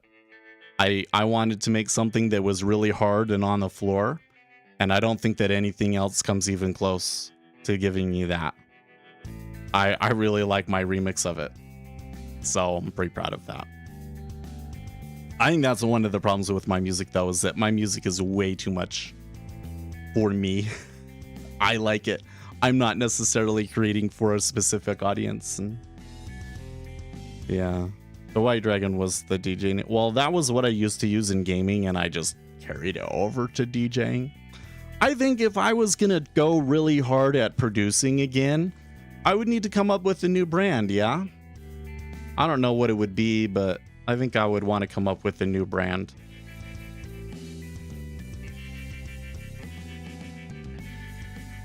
To be honest with you, if I was to do this channel again, I think I would come up with a new brand, because I feel like the term speculator is too limiting. You know what I mean? Like, for starters, like, a lot of people don't know how to spell that or can't even read it. Like, they read it as spectaculator, not speculator, which I think is kind of funny. But, like, let's say you're just looking for, like, general investing tips, or, like, general ideas about what's going on in the market, right? Speculator doesn't really fit, right? So, like, let's put it this way. We're going to get a Series 65 license, and then let's decide that I do all of the analysis, and it makes economic sense for me to register my own investment advisor company. What would I call it? Because I don't think I could call it Speculator Seth Investment Advisors. You know what I mean? Informed Trader. No, I don't. You know what I'm saying? Like, I want something that's bigger than Trader. I want something that is expandable to all of finance, right?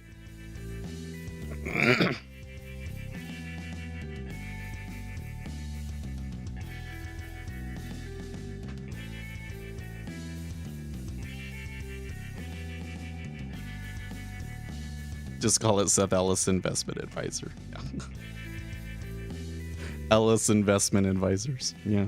Maybe that's what we got to do, is we just got to go for the dullest name possible. But if I was going to do that, I think I need a brand, you know, like for that, that's the sort of thing where it's like, you don't necessarily make it a brand, you know? People don't care about the brand. People care about you and the good job that you do. They did take 16. It wasn't that many contracts when it actually finally traded. 1,000 lots for 15 half though.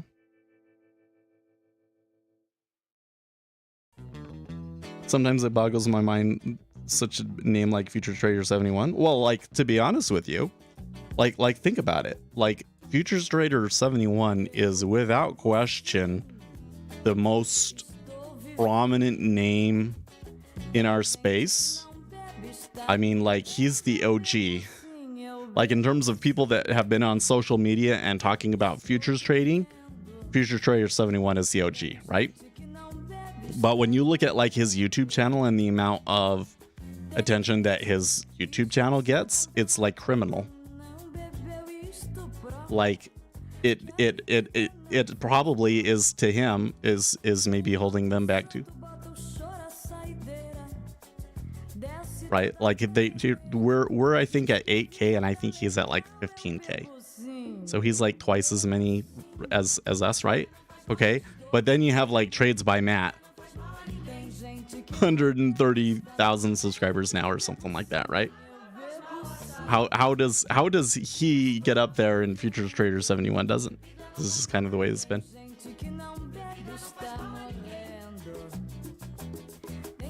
$15 half. Looks like they are gonna get through it in the end.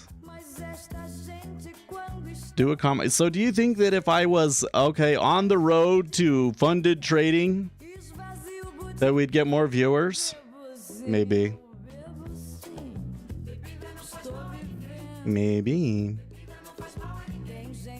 I think the problem is the road that I'm on, I think, is like a much longer road. Like the road that I'm on is can we make money 5 years in a row? That's my goal. That's a really hard goal, right? It's such high term that it's hard to keep. You know what I mean? I can constantly find the dynamics of social media and content creation on the internet in general at odds with what you need to actually do well in trading, right? Like, really, the longer term you can think, the better off you're going to do financially. The higher time frame you can think about, the more money there is available in it. And social media conditions you to be all short term.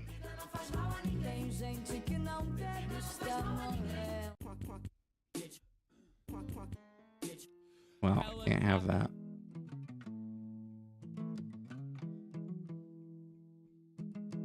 I think I'm going to switch it back to 100 Thieves because we're not getting any good stuff out of that playlist anymore.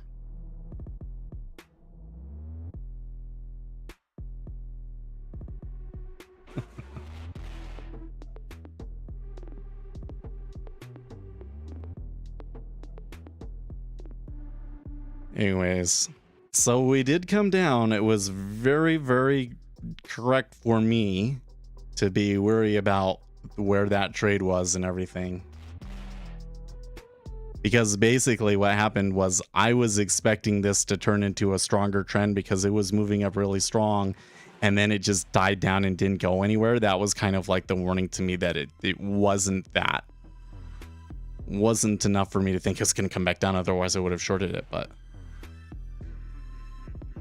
maybe somewhere around here, like I wouldn't mind taking short at 3.8. Then we'd be at a reasonable spot in terms of the range. I don't know. Well, S&P 500, even though they moved up to 39.85, is still being pretty wishy-washy, isn't it?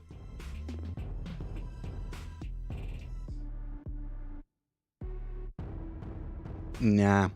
I feel like, so I was watching some other people. Man, there's some YouTube channels, and I'm not going to name because there's nothing bad about them or anything.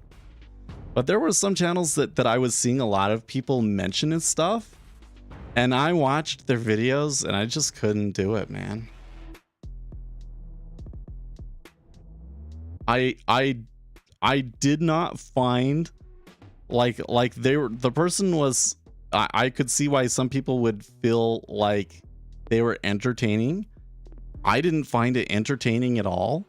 And it was like one of them, it was like an hour-long video with no real informational content. And I was like, what? Why is it people like this? I don't get it. Neurofunk is good. I'm telling you, man, that's the good drum and bass, is the neurofunk. Anyways, it's just, yeah. In other words, I think that some of the things that make a channel successful, it goes well beyond just the quality of the content and the actual content that you're providing, right? It has to also give them like for one, so like Matt, for instance, how did Matt get to 130K? Because he did collaborations with the right people, right? They had, the people that already had hundreds of thousands of subscribers, and that really boosts you, for instance, right? That's a really big factor behind you, because before that he was close to where we are now, right? But I also think that it has to do with like people make emotional decisions and then try and use logic to justify it later, So it's like, how do you create the identity? What's the identity that the audience wants? To me, I say that what we do is an important part of the market. Somebody has to do it. And I think that the best way to do it is to be an informed trader. And so we're kind of, the odds are stacked against us. So we can kind of group together to try and improve our chances and be part of a community together, doing something that is ultimately important and needed in this world, even if it's undervalued. And that to me is the case that I make. That's my emotionally based premise. You know what I mean? But I don't know if it really resonates with a lot of people or not. But Matt is the one who got me into trading futures, but I just had to move on from NQ because I was getting wrecked. That's what. Yeah, well.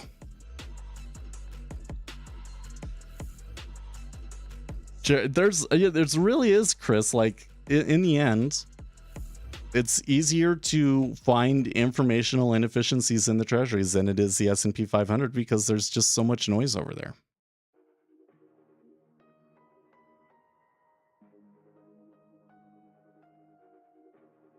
When I was at Goldman and I spoke to some of the traders, they're like, "Oh, what are you trading, ES?" And they kind of laughed. And they're like, well, it's just, it's fun. I like to do it too. It's hard, but it is fun. It's like trader crack. That was the first time that I heard anybody, call ES like crack. It's like crack for traders. It's constantly doing something, making you think that there's a trade or something like that, right? But they were basically like, they didn't think it was worth trading. They didn't think that you made money from doing it. Basically. Well, it wasn't, it was not so much that as it was that like the edges are in other things. The informational edges are elsewhere. Yeah. Because theoretically, you should be able to find a lot of informational inefficiency in ES as well. But the problem is that because of it being an index, there's so much noise that it kind of washes that out, right? That's kind of the problem over there. Is it worth it to learn about LSTM models and Q models and other models? Okay, so that is all really cool stuff. I don't know as much about it as I would like, but the big thing that I've seen from that stuff is that those models make sense, much more sense from a portfolio management quant perspective. They aren't as useful for scalping, for day trading, right? Really, when it comes down to it, though, for day trading, you know, understanding the news probably outweighs anything that you can get from a quant perspective. I just seen a John Grady. I do believe most traders in the States have taken off for the holiday week. Serious lack of volatility yesterday and today, and most are likely the same tomorrow. Okay, I don't know about that one, John Grady. There was definitely some activity this morning that was a little fishy. Ended up fizzling out in the end, and then there was the whole noise yesterday in oil, so that one kind of... Bonds are an index as to the American economic health? Yeah. And it's just like the treasuries don't move unless there's a reason for them to, right? Whereas the S&P 500 is always moving just because it's an index of different stocks, and those are always moving, and that creates noise.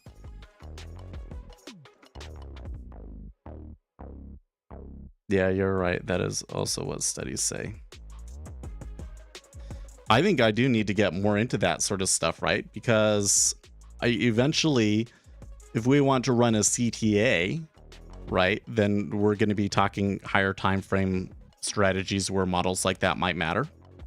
For instance, do you believe in the random walk models? Well, so the random walk model is false, but it might as well be true. So from a technical perspective, it might as well be true. Just looking at a single time price series and trying to pull out some sort of statistical inefficiency from it, you're probably not gonna find anything. It's just the market is really, really efficient from that perspective. And so it seems random. It is not actually random. It is what it is any kind of statistical inefficiency gets removed very quickly. And so what we see appears random, right? But it's also, to really understand the market, it's really important to understand that that theory is in fact false. That,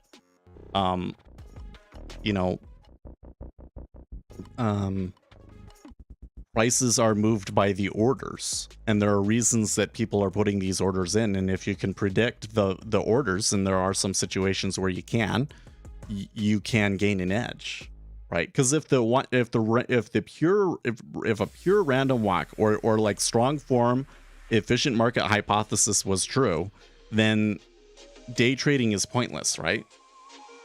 But the reality is actually that the market is very statistically efficient and not very informationally efficient.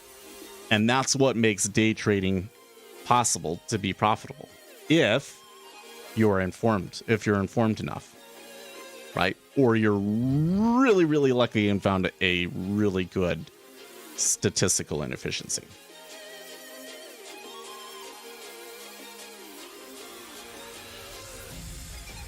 Bonds have to move every single day if they are to be in line with interest rates. Yeah, but there's reasons why it's moving, because people are coming in and buying and selling it, right? I'm just trying to differentiate the difference between something that is an index of a bunch of different other things that are each moving and have their own amount of noise, compared to like a pure futures instrument, is a different game, right? And I think that the people that are playing ES are playing the game the way that you'd kind of have to, is you're kind of playing the risks of it all. But ultimately, if you're likely to be able to find more consistency in a different instrument.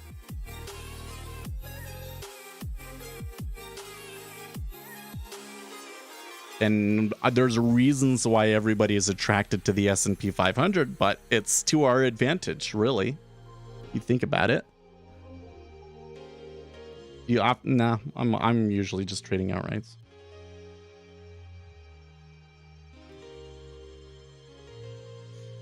I'm kind of tempted to take a steepener here.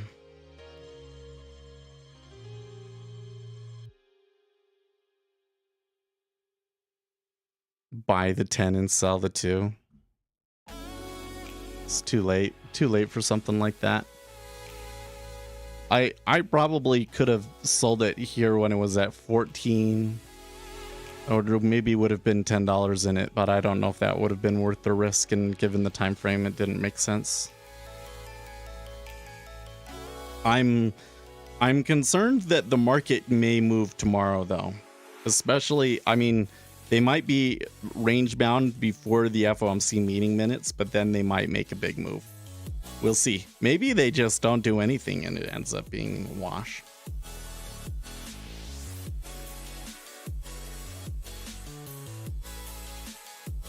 Forecasting changes in copy futures volatility with Garch models using, well, you're talking about volatility. That's the keyword in there, right? Because what we've discovered is that volatility is like 60-70% path dependent, right? Should have done it like 3 months back when I told you to buy the 2 and sell the 30. Yeah. Wait, did you explicitly tell me to buy the 2 and sell the 30? I don't remember that. I do remember you kind of said we were having a discussion about this, and I was like, well, I'm not sure enough, and I don't think I could, but it does seem like it's flattening. Although the question is, like, here at this point, what do you do? Because it seems to me like it probably continues to flatten until it doesn't, and I don't know when that exact point where it flips is going to be, right? What do you mean by volatility is 70% path dependent? So you can come in and so just search for that. Volatility is mostly path dependent. That's the name of the study. And they build a model where they base their projection of volatility based on the past price history. So they say, was yesterday up or down? And by how much? And then they weight that a certain amount. And then they take the next day and they weight that a certain amount. And the further away it is, the less they weight it.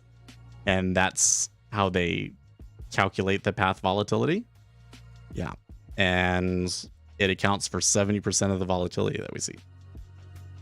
It's like, I actually think it was 60%, but I digress. Splitting hairs.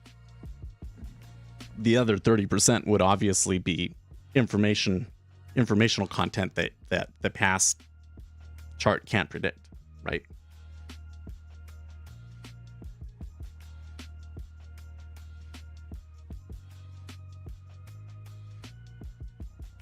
Yeah, we're not going to take any trades.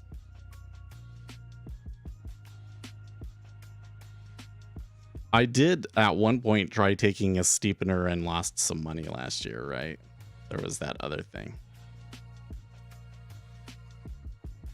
This is the paper. What's this paper? Oh, yep. Yep, that's it.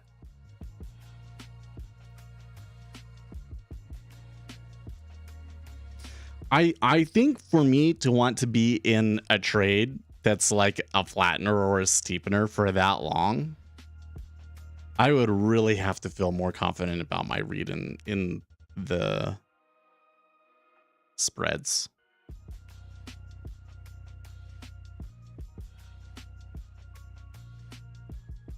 It seems like there was some opportunity there though, huh? They gonna come back up to the high now?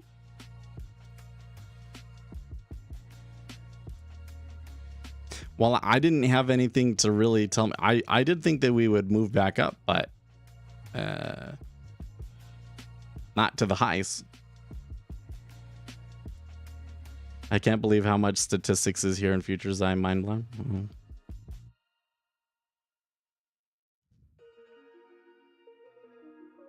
The thing about the market is that you can study your whole life about the market and just know so much, and it will still only be a teeny tiny fraction of the total amount of information that's available to actually know.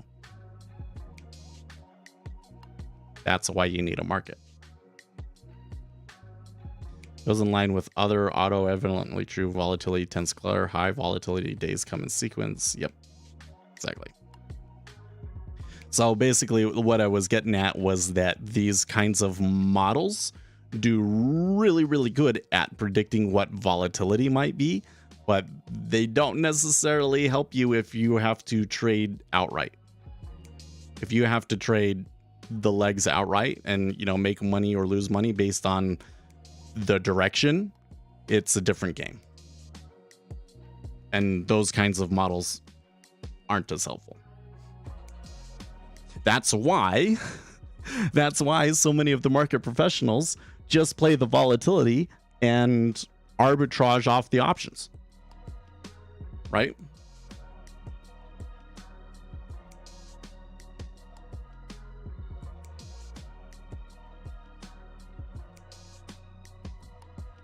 Ugh.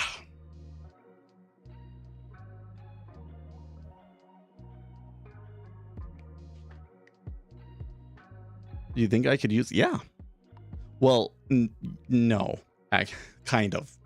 So when you get into the paper, what you're going to find is there is a matrix that they use to determine, you know, which day it is, how much you weighed it, that they find from machine learning. So you would maybe have to like generate that matrix once and reuse it. Something like that. So it really makes more sense as something to program yourself. But yeah, that might be my Christmas vacation project. So try and program that in C# for NinjaTrader. Do it with pen and paper. If you want, you might, you know, like if you started right now, you'd probably beat me to it, right? Because the calculation is not that complicated.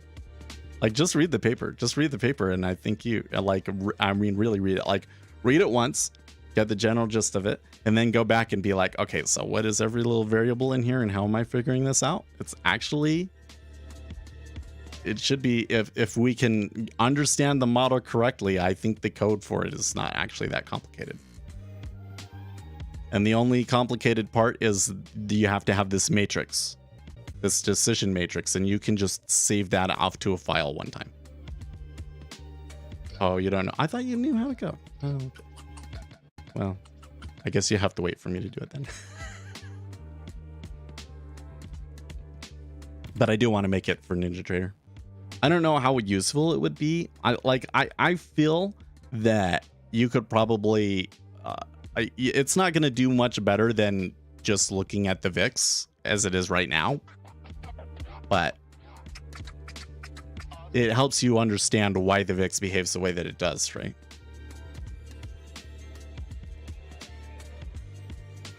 Could I be? I don't know.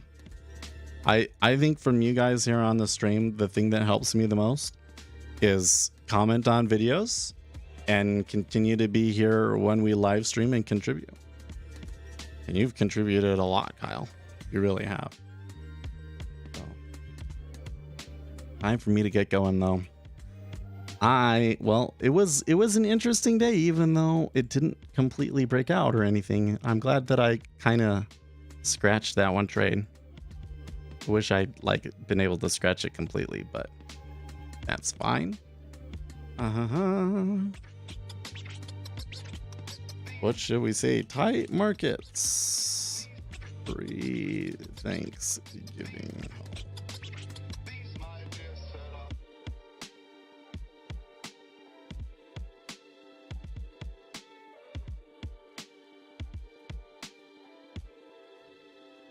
It was a tight day. Actually, let's not do that. I'm gonna change the name to proving RSI sucks. It doesn't work.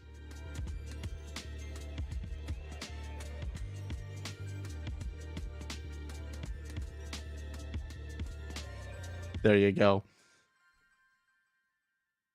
Proving RSI doesn't work. No, I that's too many words.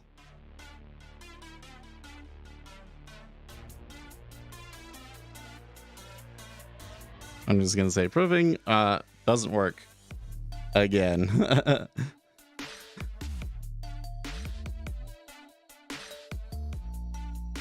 Moving average is wrong, right? Should I do? You know, I have that video. What is the best moving average? Nobody ever cared about that video. You just have to inverse it when it stops. There you go. You know what? Like, from their perspective of, I know that the Federal Reserve is going to raise interest rates, ergo only go short. Then just about any of those, any ways of doing that strategy would work if you only included the shorts, right? It's just that what you're making from it is not any more than if you just went short and stayed short as soon as you knew that the Federal Reserve was going to be raising interest rates, right? So, whatever. There's more money available at the high time frame, isn't there? You gotta get going. Stay excellent, team.